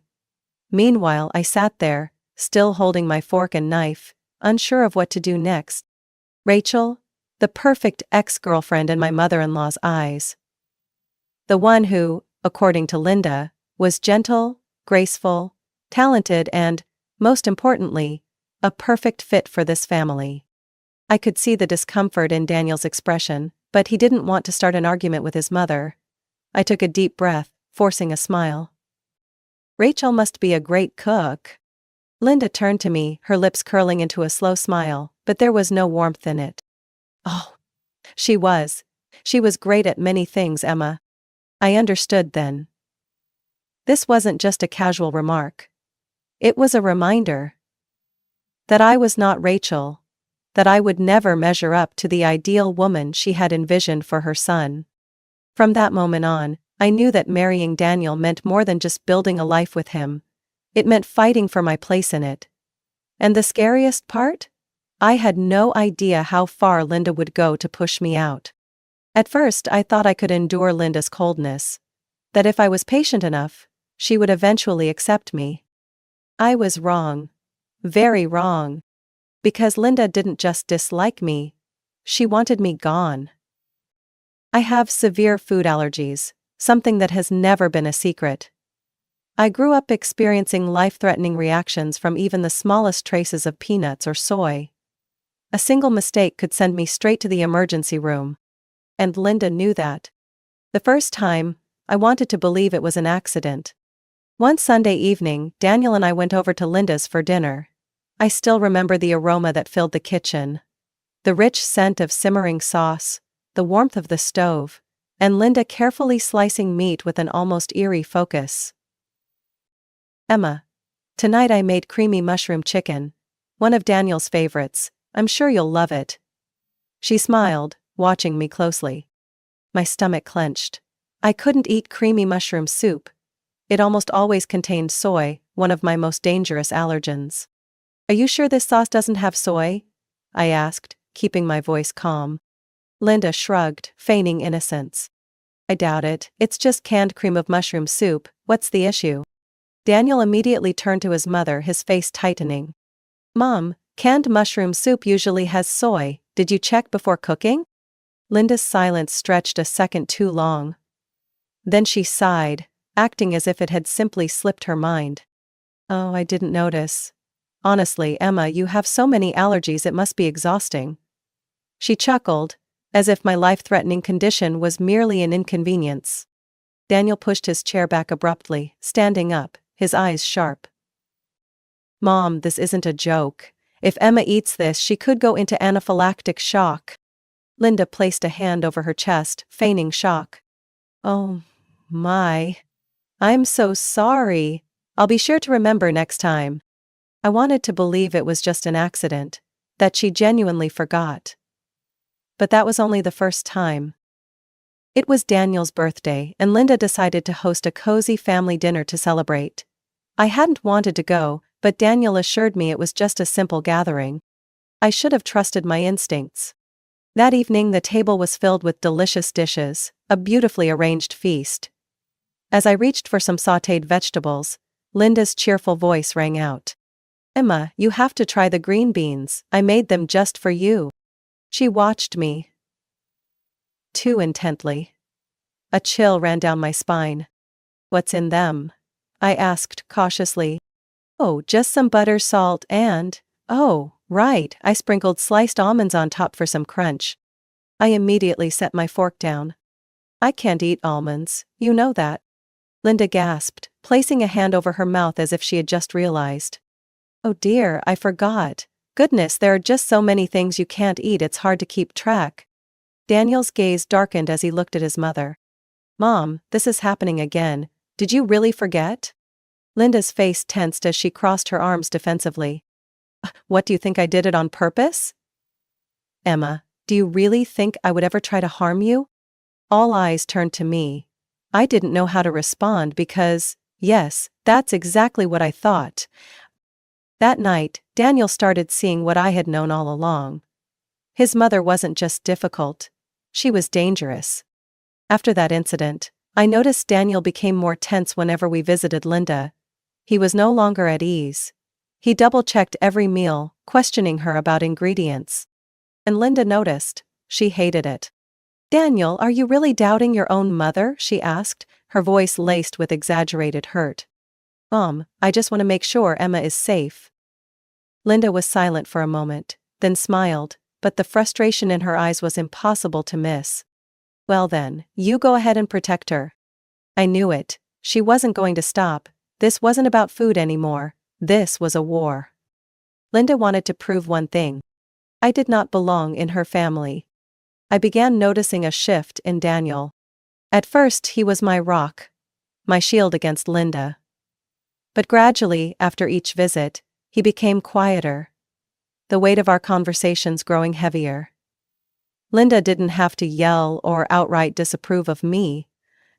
She just had to plant seeds of doubt in Daniel's mind. Like water dripping onto a rock, wearing it down over time, she made him question our marriage. Her words weren't direct, but they seeped into him like poison. Daniel, I'm only worried about you. Emma is a wonderful girl. But have you thought about the future? Daniel told me about that conversation after we left his mother's house one evening. I was tidying up the kitchen, when he hesitated before speaking. Mom brought up kids today. I looked up, my hand still holding an unwashed glass. Oh, what did she say? He scratched the back of his head, looking at me with uncertainty. She's just concerned about your health. You know, with all your allergies, she said, having children might be difficult for us. I set the glass down, my fingers tightening slightly as I tried to stay calm. Do you think that too? Daniel was silent. I could see the conflict in his eyes.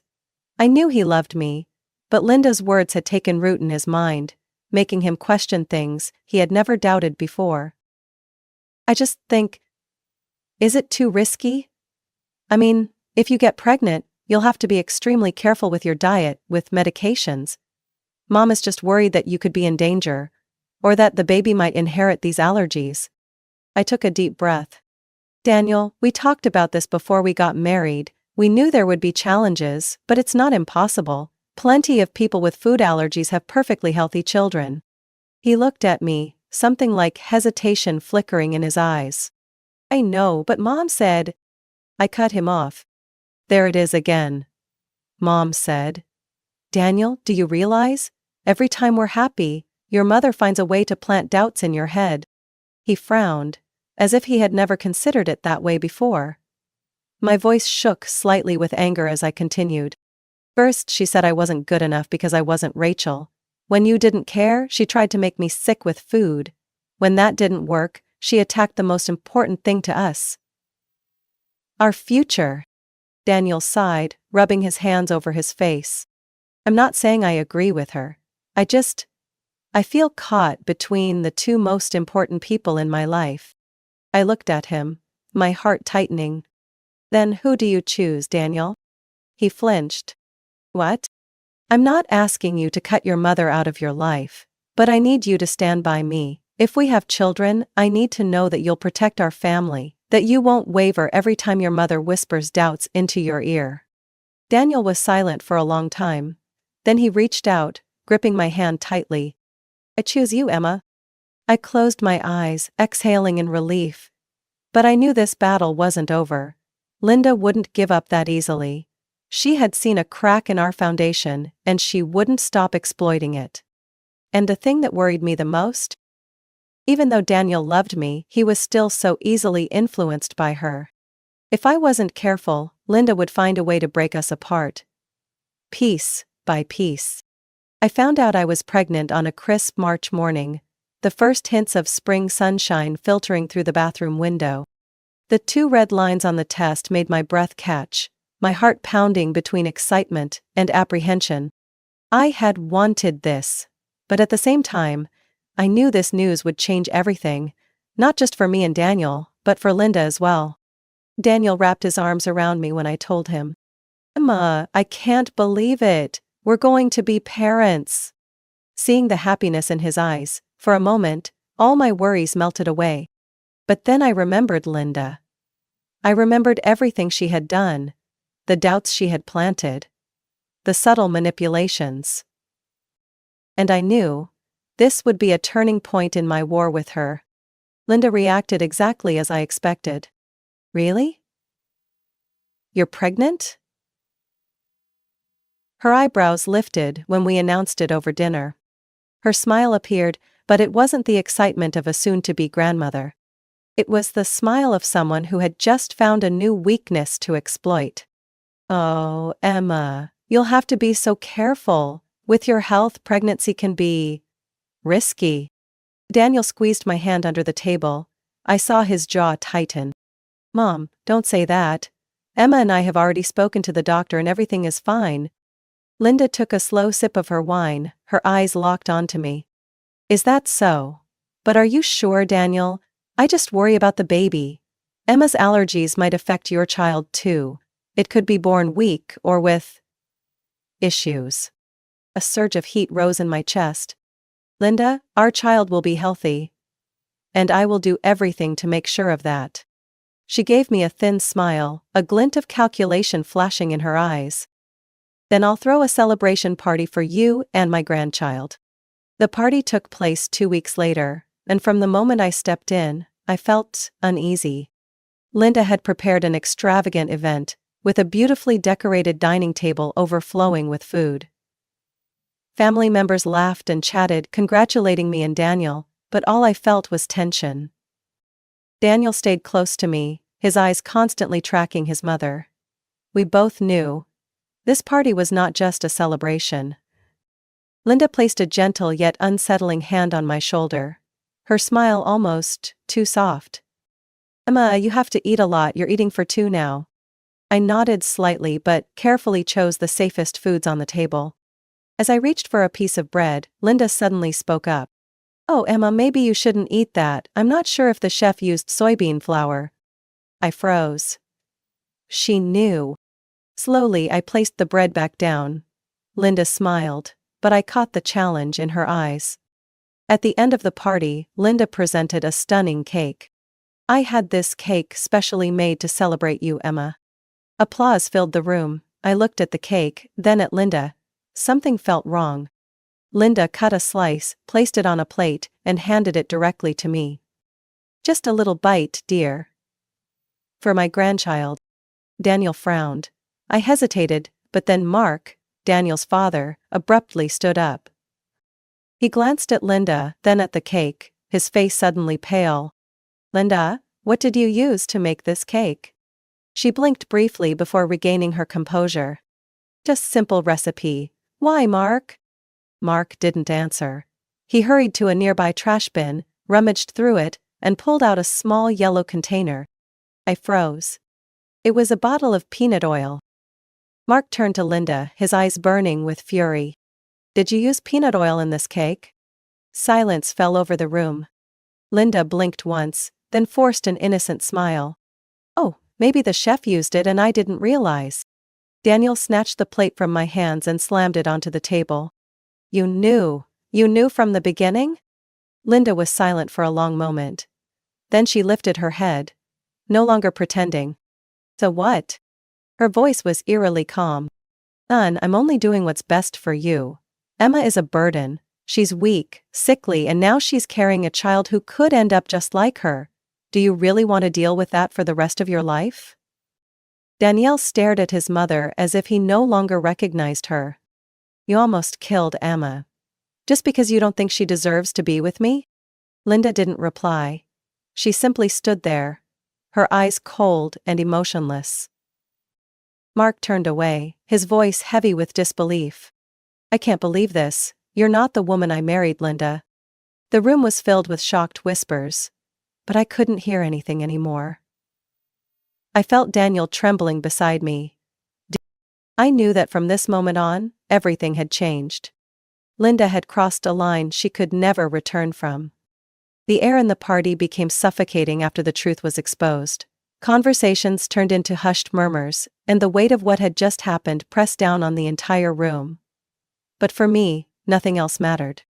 I just stared at Linda, the woman who had nearly killed me and my unborn child, without an ounce of regret in her eyes. Daniel stood beside me, his entire body tense with rage. "You're not my mother anymore," he said bitterly. "From this moment on, you have no place in my life." Linda didn't flinch. Instead, she let out a cold, amused chuckle. "You think you can walk away from your own mother just because of a weak woman?" Mark stood up, pushing his chair back. He had remained silent for too long, but now his voice was firm and ice-cold. "I won't stand by and watch you destroy this family any longer, Linda. This has gone too far." Linda turned to her husband, a glint of defiance in her eyes. "And what will you do, divorce me?" Mark looked at her for a long moment before nodding. "Yes. I can't stay married to someone who would harm her own daughter-in-law and grandchild, out of pure hatred." For the first time, Linda faltered. But then she laughed. A dry, hollow sound. "You're a fool, Mark. Do you really think you can walk away from me so easily?" Mark said nothing. He simply turned and walked away from the dinner table, leaving Linda standing alone under the furious glares of the entire family. I felt Daniel's hand tighten around mine. He looked at me, his eyes filled with resolve. "Let's go, Emma, we don't belong here anymore." I nodded. This was the last time I would ever step foot in Linda's house. News of Mark and Linda's divorce spread quickly through the family. No one sided with Linda. The ones who had once defended her, who had remained silent in the past, could no longer justify what she had done. Linda lost everything. Mark moved out of the house they had shared for 30 years. Daniel and I cut ties with her completely. Then, the messages started. At first, they were full of excuses. Then, anger. And finally, desperation. "Daniel, I only did this for you. How could you turn your back on your own mother? Emma, you destroyed this family. I hope you're happy now that your husband has lost his mother. You'll regret this, Daniel. One day, you'll see that I was right." Daniel never responded to any of them. One by one, he deleted them, erasing the last remnants of Linda from his life. I saw that he didn't cry, he didn't break down, but I knew the pain was there, deep inside him. "Are you okay?" I asked as he sat by the window, staring at the city lights. He was silent for a moment, then took my hand, pulling me close. "I don't know, Emma, I just know that my mother isn't my mother anymore." I rested my head on his shoulder, listening to the steady rhythm of his heartbeat. "We're going to be okay, from now on it's just us and our child." Daniel smiled. A sad yet determined smile. "Yes, just us." The final months of my pregnancy passed in peace. No more whispers, no more manipulation, no more carefully laid traps from Linda. We focused entirely on our little family, on the life we were about to welcome into the world. I still heard bits and pieces about Linda from relatives. After the divorce, she was alone. No one wanted to be associated with her anymore. I didn't hate her, but I didn't pity her either. She had pushed herself out of our lives and now, she had to live with the consequences of her own actions. On the day I gave birth, Daniel sat beside me, holding my hand through every painful contraction. And when our baby's first cries filled the room, I saw tears in Daniel's eyes. For the first time since everything had happened. "Emma, you destroyed this family. I hope you're happy now that your husband has lost his mother. You'll regret this, Daniel. One day you'll see that I was right." Daniel never responded to any of them. One by one, he deleted them, erasing the last remnants of Linda from his life. I saw that he didn't cry, he didn't break down. But I knew the pain was there, deep inside him. "Are you okay?" I asked as he sat by the window, staring at the city lights. He was silent for a moment, then took my hand, pulling me close. "I don't know, Emma, I just know that my mother isn't my mother anymore." I rested my head on his shoulder, listening to the steady rhythm of his heartbeat. "We're going to be okay, from now on it's just us and our child." Daniel smiled. A sad yet determined smile. "Yes, just us." The final months of my pregnancy passed in peace. No more whispers. No more manipulation. No more carefully laid traps from Linda. We focused entirely on our little family, on the life we were about to welcome into the world. I still heard bits and pieces about Linda from relatives. After the divorce, she was alone. No one wanted to be associated with her anymore. I didn't hate her, but I didn't pity her either.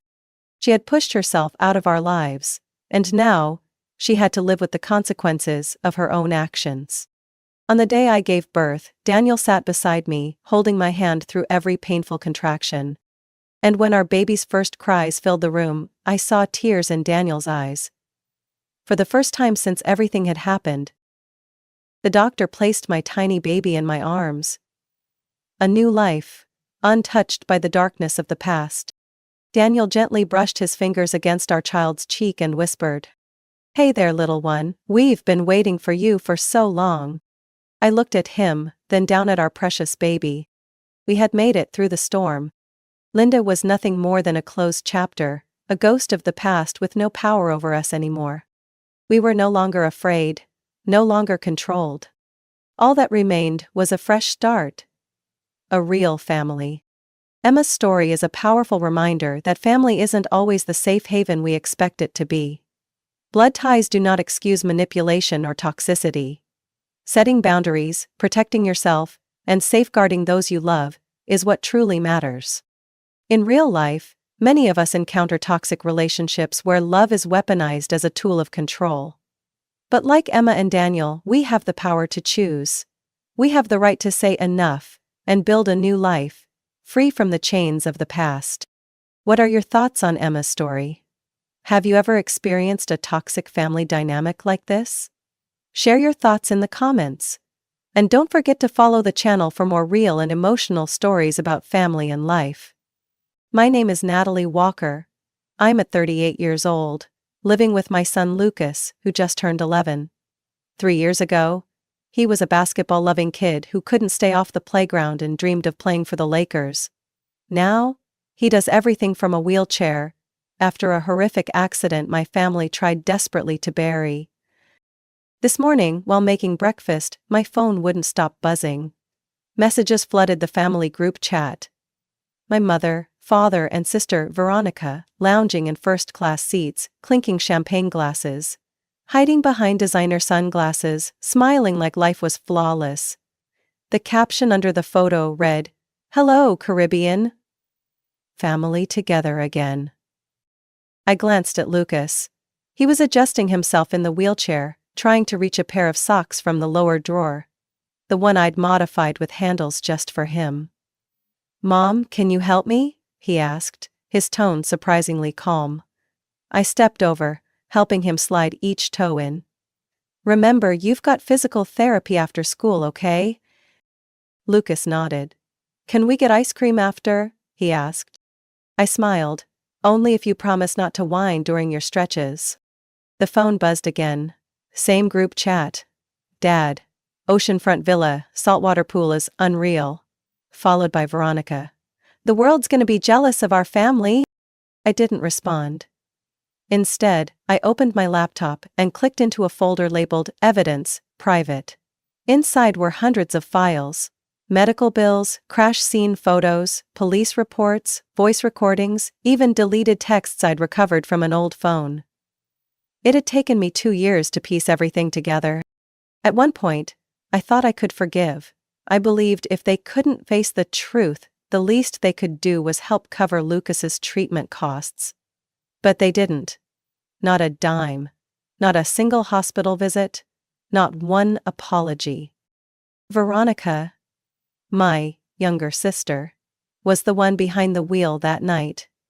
After her boyfriend's birthday party, she left the restaurant barely able to stand, yet still slipped into the driver's seat, wearing 6-inch heels. Lucas was in the back seat of my car, riding home after tutoring.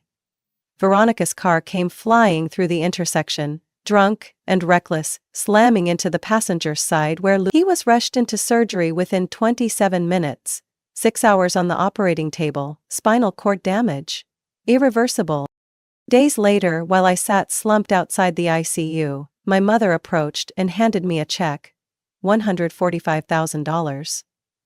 "It's for the hospital bills," she said. "But in return, don't speak of this, it's handled. People will think it was just a random accident."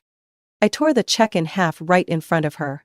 "My son will never walk again, and you think that buys my silence?" From that day forward, I was no longer their daughter. Veronica never once came to the hospital. Never asked about Lucas. Never glanced in his direction. But she continued living like the world revolved beneath her heels. Signing endorsement deals, attending charity galas, snapping selfies in rented villas, spinning her story as a survivor of some vague hardship. Meanwhile, I brought Lucas to therapy every single day.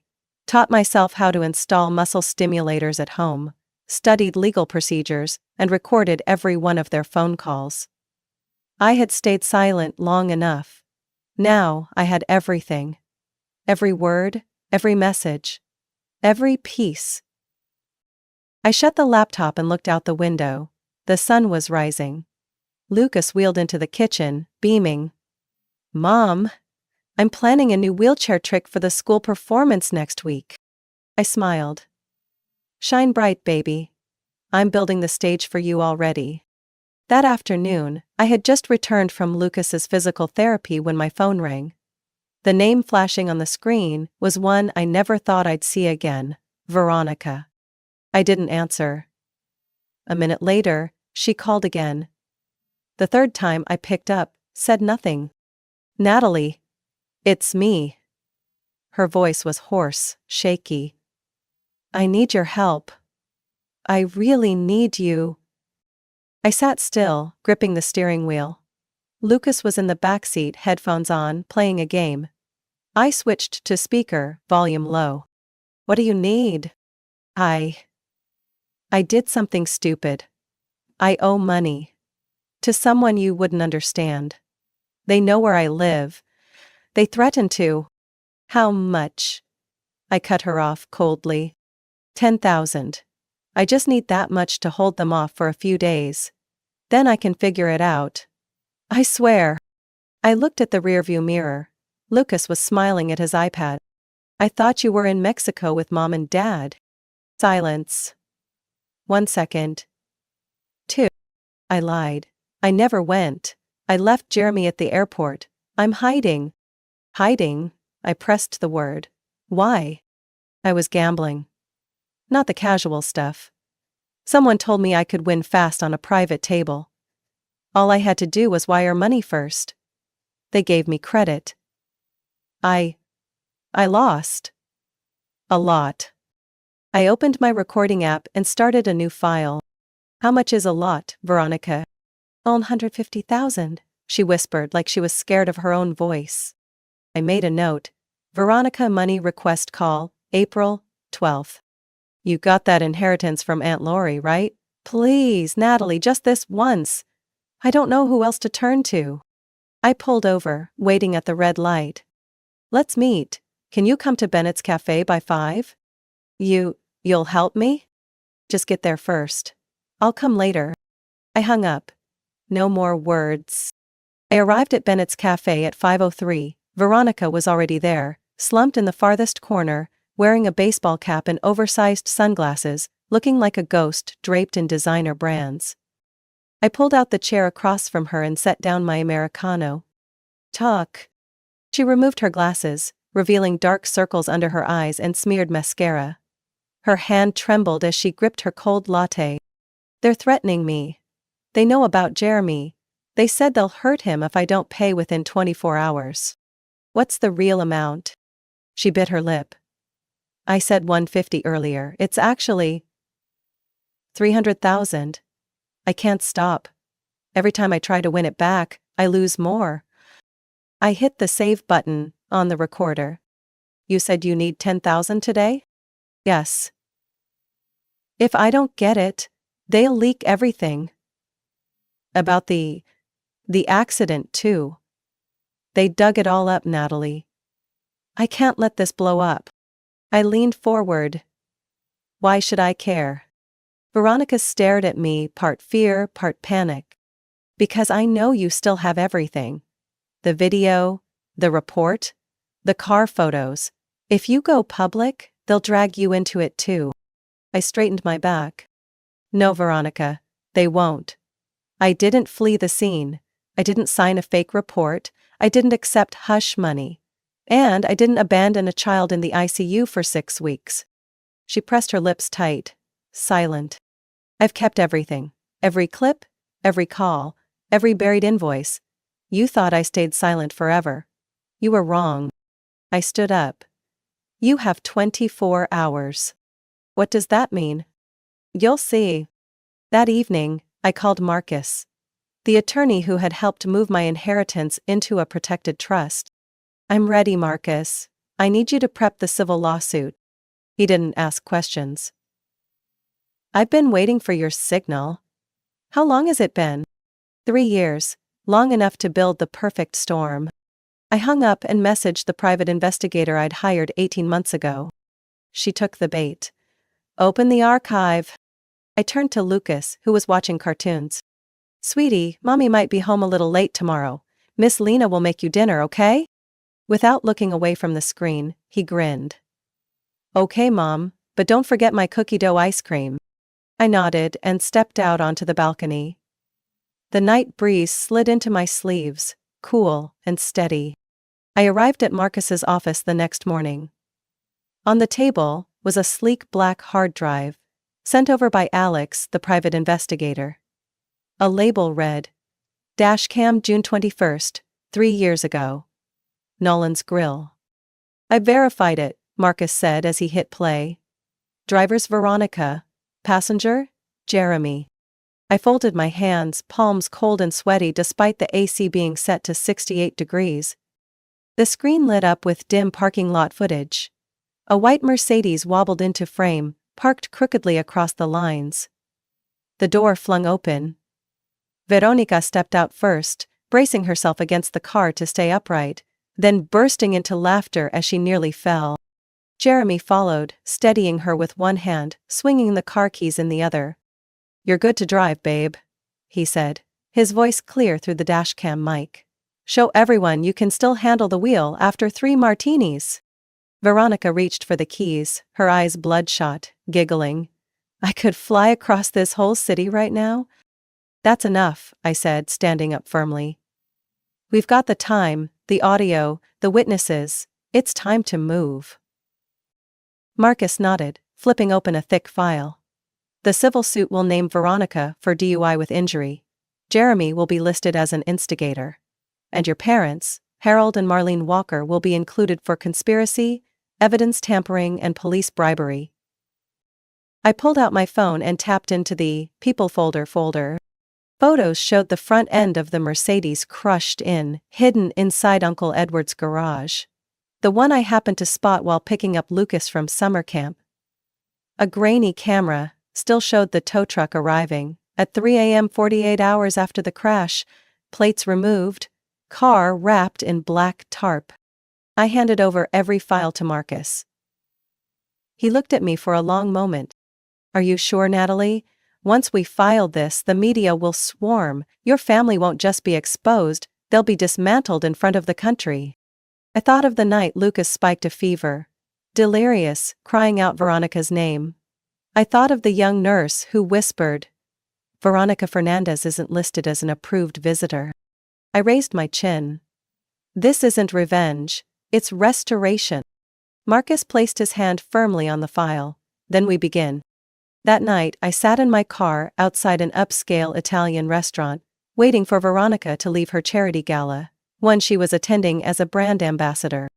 She stepped out with 2 well-known city figures, dressed in flowing silk, with a bracelet from a children's aid campaign she never truly supported. I opened my messaging app and typed a single line. Veronica, by 9 a.m. tomorrow the civil suit will be filed with the county court. Your name, Jeremy's. Our parents. I'd been silent long enough. 3 seconds, read. A minute later, she called. I didn't answer. The next morning, as I sat in Marcus's office, the receptionist buzzed in. There's a woman named Veronica Walker in the lobby. She insists on seeing you. Marcus glanced at me. I nodded. Let her in. Veronica walked in like a storm survivor. Hair disheveled, foundation smudged, her tight dress wrinkled. You can't do this, she said. You know, if this goes to court, I lose everything. You had 3 years to tell the truth, Veronica. You chose silence. What do you want? Money? My marriage to fall apart? I pointed to a photo of Lucas on Marcus's desk, smiling brightly. I want my son to reclaim the dream you stole from him. Veronica clenched her fists. You made mistakes too. Don't act like a saint. I stood and slid the lawsuit file toward her. Tomorrow it begins. The court, the press, the public. If there's any decency left in you, start preparing to testify truthfully. If not, then the court will speak for you. She stared at me. I won't let you destroy my life. I met her eyes. You don't have to. You already did. She stormed out, heels clicking against the marble floor like gunshots. Marcus exhaled slowly. I've never seen you tremble, Natalie. I tightened my grip on my bag. I'm not trembling. I'm just holding still. Until justice knocks. I was slicing fruit in the kitchen when my phone started vibrating non-stop on the counter. 3 missed calls from Veronica. 2 new messages. Veronica, please pick up. You don't understand. I'm being pushed to the edge. Veronica, maybe if I disappeared from this world you'd finally be satisfied. I set the knife down, wiped my hands on a dish towel. No reply. No reaction. I had braced myself for these tactics the moment I filed the lawsuit. A minute later, the phone rang again. This time it was Jeremy. I sighed and answered, putting him on speaker. Make it quick, I'm cooking lunch for Lucas. Natalie, I need to talk, it's urgent. His voice was tense, stripped of its usual polish. I'm not in the mood to negotiate on Veronica's behalf, Jeremy. No. This is about me. I waited. He continued. I didn't know. I didn't understand how serious things were back then. But now, everything's unraveling. Veronica and her family, they kept a lot from me. I found emails, photos, doctor reports. And what are you doing with that now? I want to testify. I'll stand with you. I'll tell everything if I have to.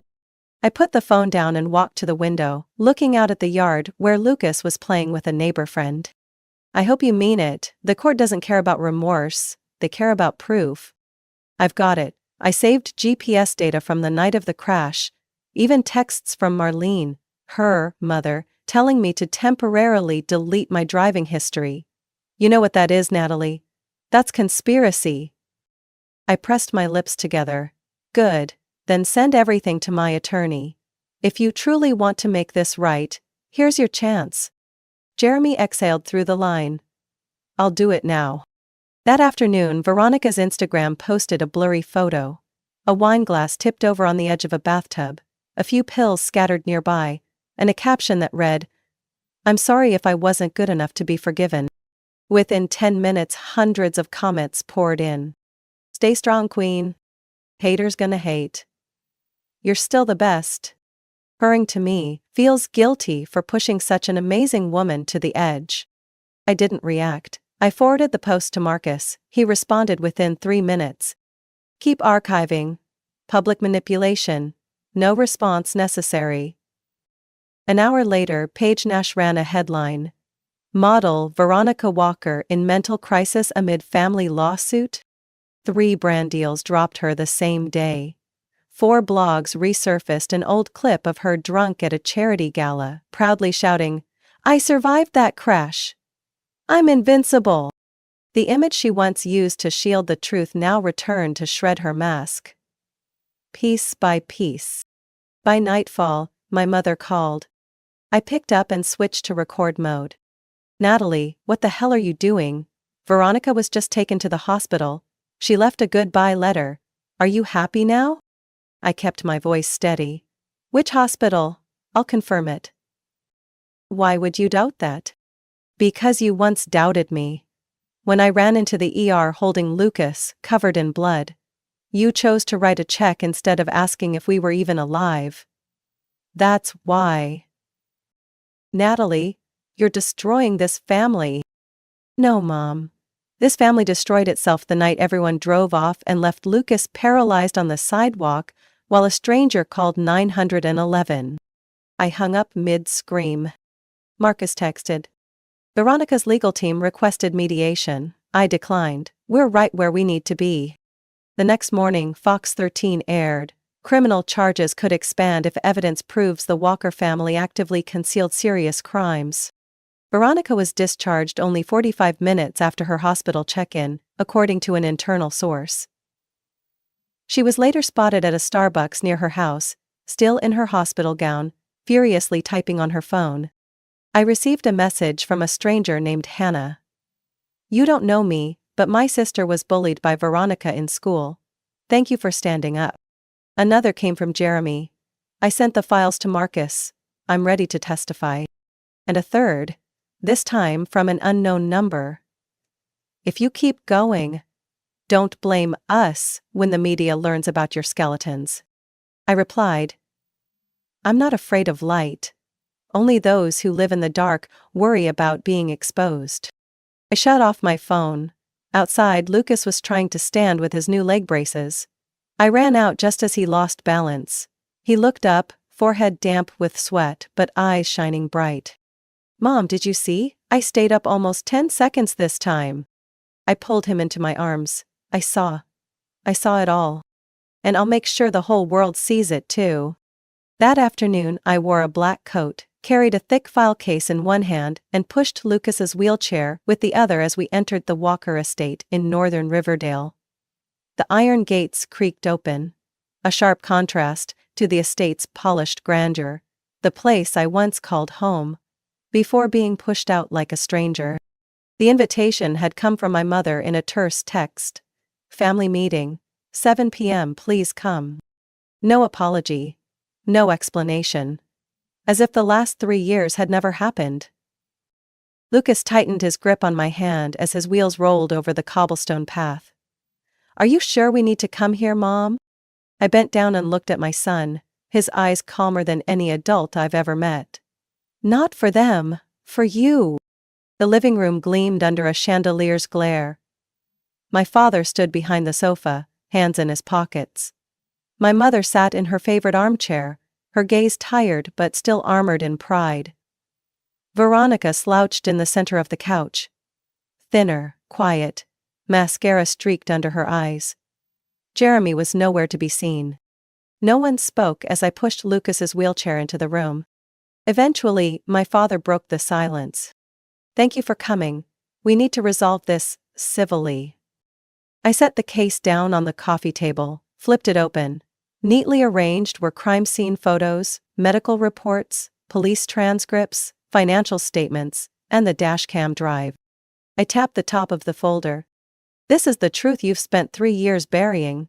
Tonight, it sits on the table for everyone to see. My mother exhaled sharply. Natalie, what do you want? An apology? Another check? Lucas turned to her. I want to walk again. Can you give me that? The room fell into heavy silence. No one answered. I angled Lucas's chair to face Veronica. Go ahead, Lucas. This is the person who took your legs. Do you have anything to say? Veronica didn't lift her head.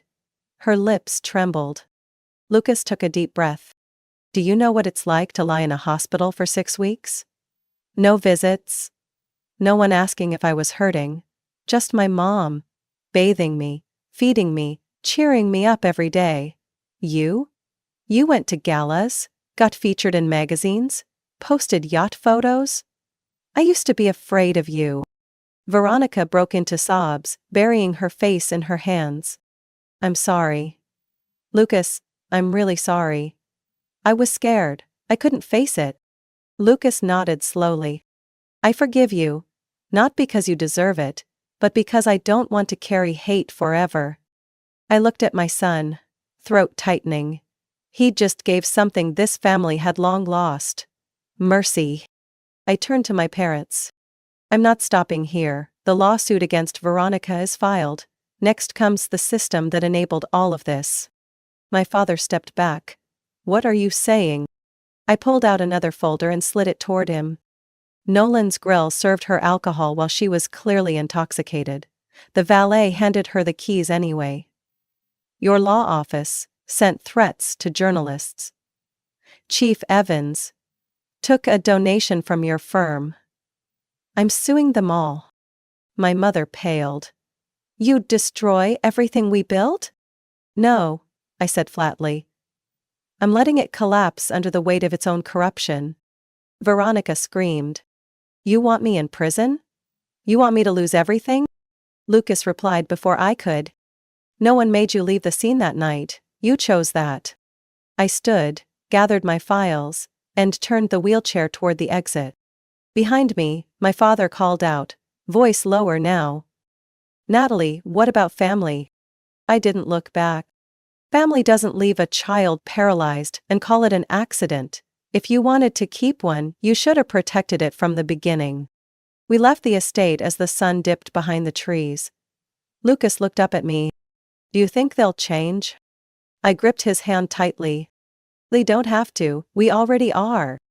The trial took place on a gray March morning, the sky as heavy as the prison uniform Veronica was about to wear. I sat in the front row, Lucas beside me, his small hand gripping mine throughout the hearing. Veronica stood before the court. Her once polished blonde hair now tied back with a rubber band. Her face pale and makeup-free. Her voice cracked as she confessed. I drove under the influence. I fled after hitting my nephew. I let my parents and husband help cover it up to protect the image of the perfect daughter. The judge didn't need long to reach a decision. 3 years in prison. $2 million in civil damages to Lucas Walker. Mandatory cooperation in the criminal investigation against Harold and Marlene Walker for obstruction of justice. I didn't clap. I didn't smile. This wasn't a victory, just a beginning. A week later, the prestigious firm Walker & Haynes LLP issued a press release. Harold Walker would retire early for personal reasons. But the press wasn't naive. Days later, the Boston Ledger reported that Harold was under investigation for leveraging his ties with the city police to suppress dashcam footage and for signing an $80,000 check to the officer originally assigned to the case. The firm, once a legal powerhouse across the Northeast, immediately lost major clients. 3 senior partners resigned. Leaked internal emails showed Harold had repeatedly tried to reposition the family image by hiring aggressive PR firms. They called it strategy, I called it orchestrated deceit. My mother took the usual route, crying on television. She appeared on Morning Providence, wearing a pastel dress and clutching a delicate pink handkerchief. I tried to keep the family together, she said. But Natalie, she became bitter after the accident. We offered financial help, but she refused. She chose to sue her own family. I don't recognize the daughter I once raised. Hours after the broadcast, the hashtag Marlene Walker Lies went viral. Viewers pulled up old photos, articles, and videos. Evidence that Marlene had never attended any of Lucas's treatments, never once mentioned the accident publicly in 3 years. One comment, shared thousands of times, read, "She didn't forget Natalie was her daughter. She just forgot Lucas was her grandson." The final mask had fallen. This time, no one bent down to pick it up for her. Months later, as things quieted, Marcus Emerson, our firm's paralegal, and I finalized the launch of the Lucas Walker Foundation. We chose a modest building near the hospital, where Lucas had spent so much time. Inside, we installed extra wide hallways for wheelchairs, a counseling room, a free legal advice center, and a warm common room for families of traffic injury victims.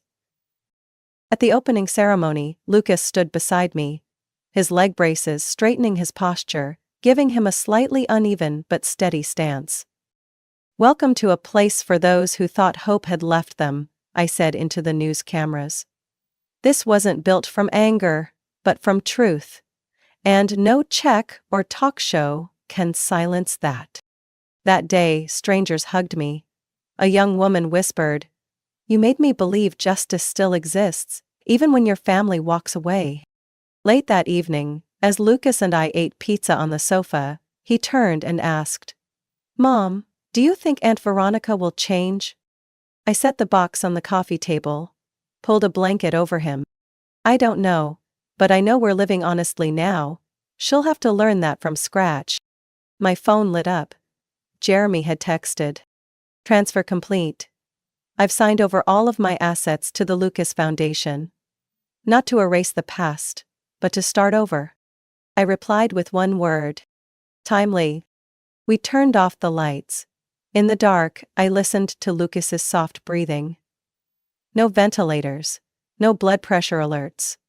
No silence swallowed by isolation. Just me and my son, living in a new world, where the truth no longer hides beneath a polished lie. In June, Lucas won first place at the state science fair, with a project titled, "Redesigning Wheelchairs for Rough Terrain." He built the prototype on his tablet, printed parts at the public library's 3D printer, and presented his work with a calm that hushed the entire auditorium. "I want kids like me to go further, even if their legs can't," he concluded, eyes glowing beneath the spotlight. This was the same boy who once lay in the ICU, blinking to communicate with doctors, now standing on stage holding a trophy, beaming. I couldn't stop the tears.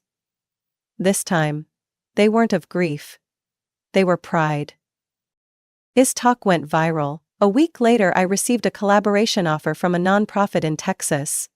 They wanted Lucas to be an honorary advisor for Equal Motion, a program developing mobility tools for rural children. Simone, now inmate, No 28,317, still wrote weekly. No longer asking for forgiveness, her letters were steeped in responsibility. One read, "I'm part of a life skills program for women nearing release. I teach them how to build a household budget, something I never knew. I tell them about Lucas, about that night, and how a child forgave someone who didn't deserve it. I can't undo what I did, but I can try not to repeat it.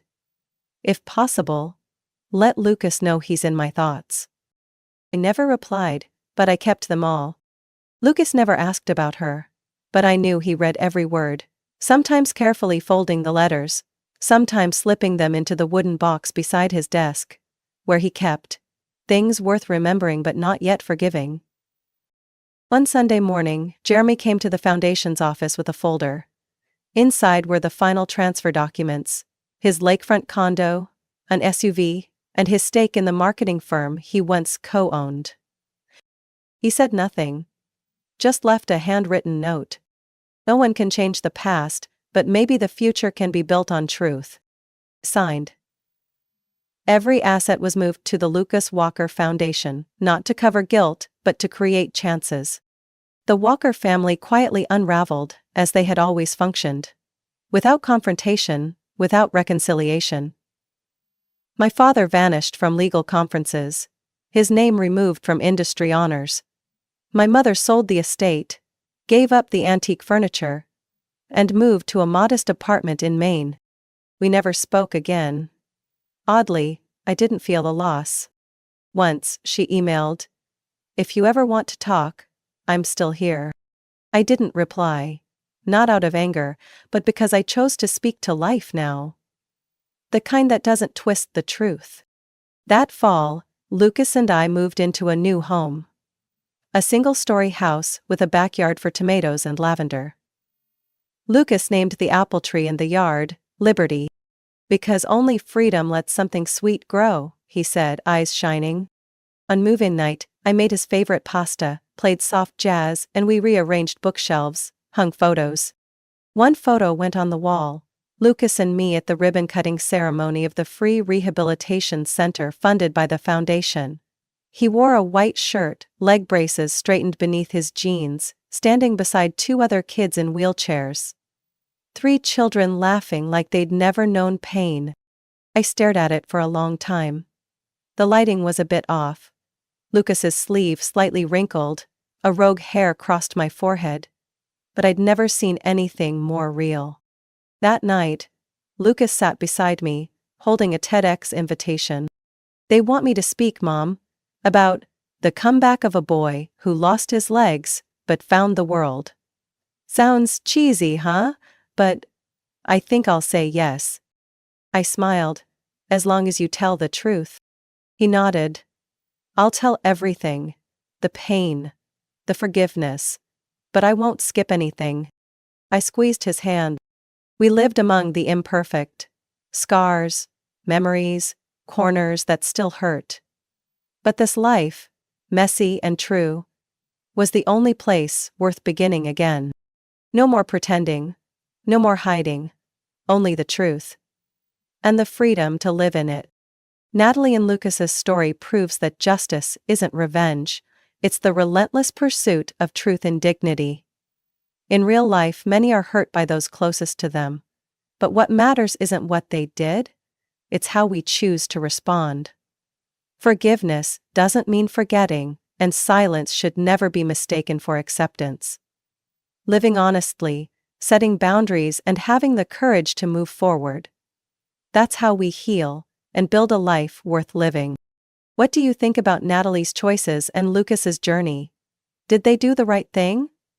Share your thoughts in the comments, and don't forget to follow the channel for more heartfelt stories about family, truth, and courage.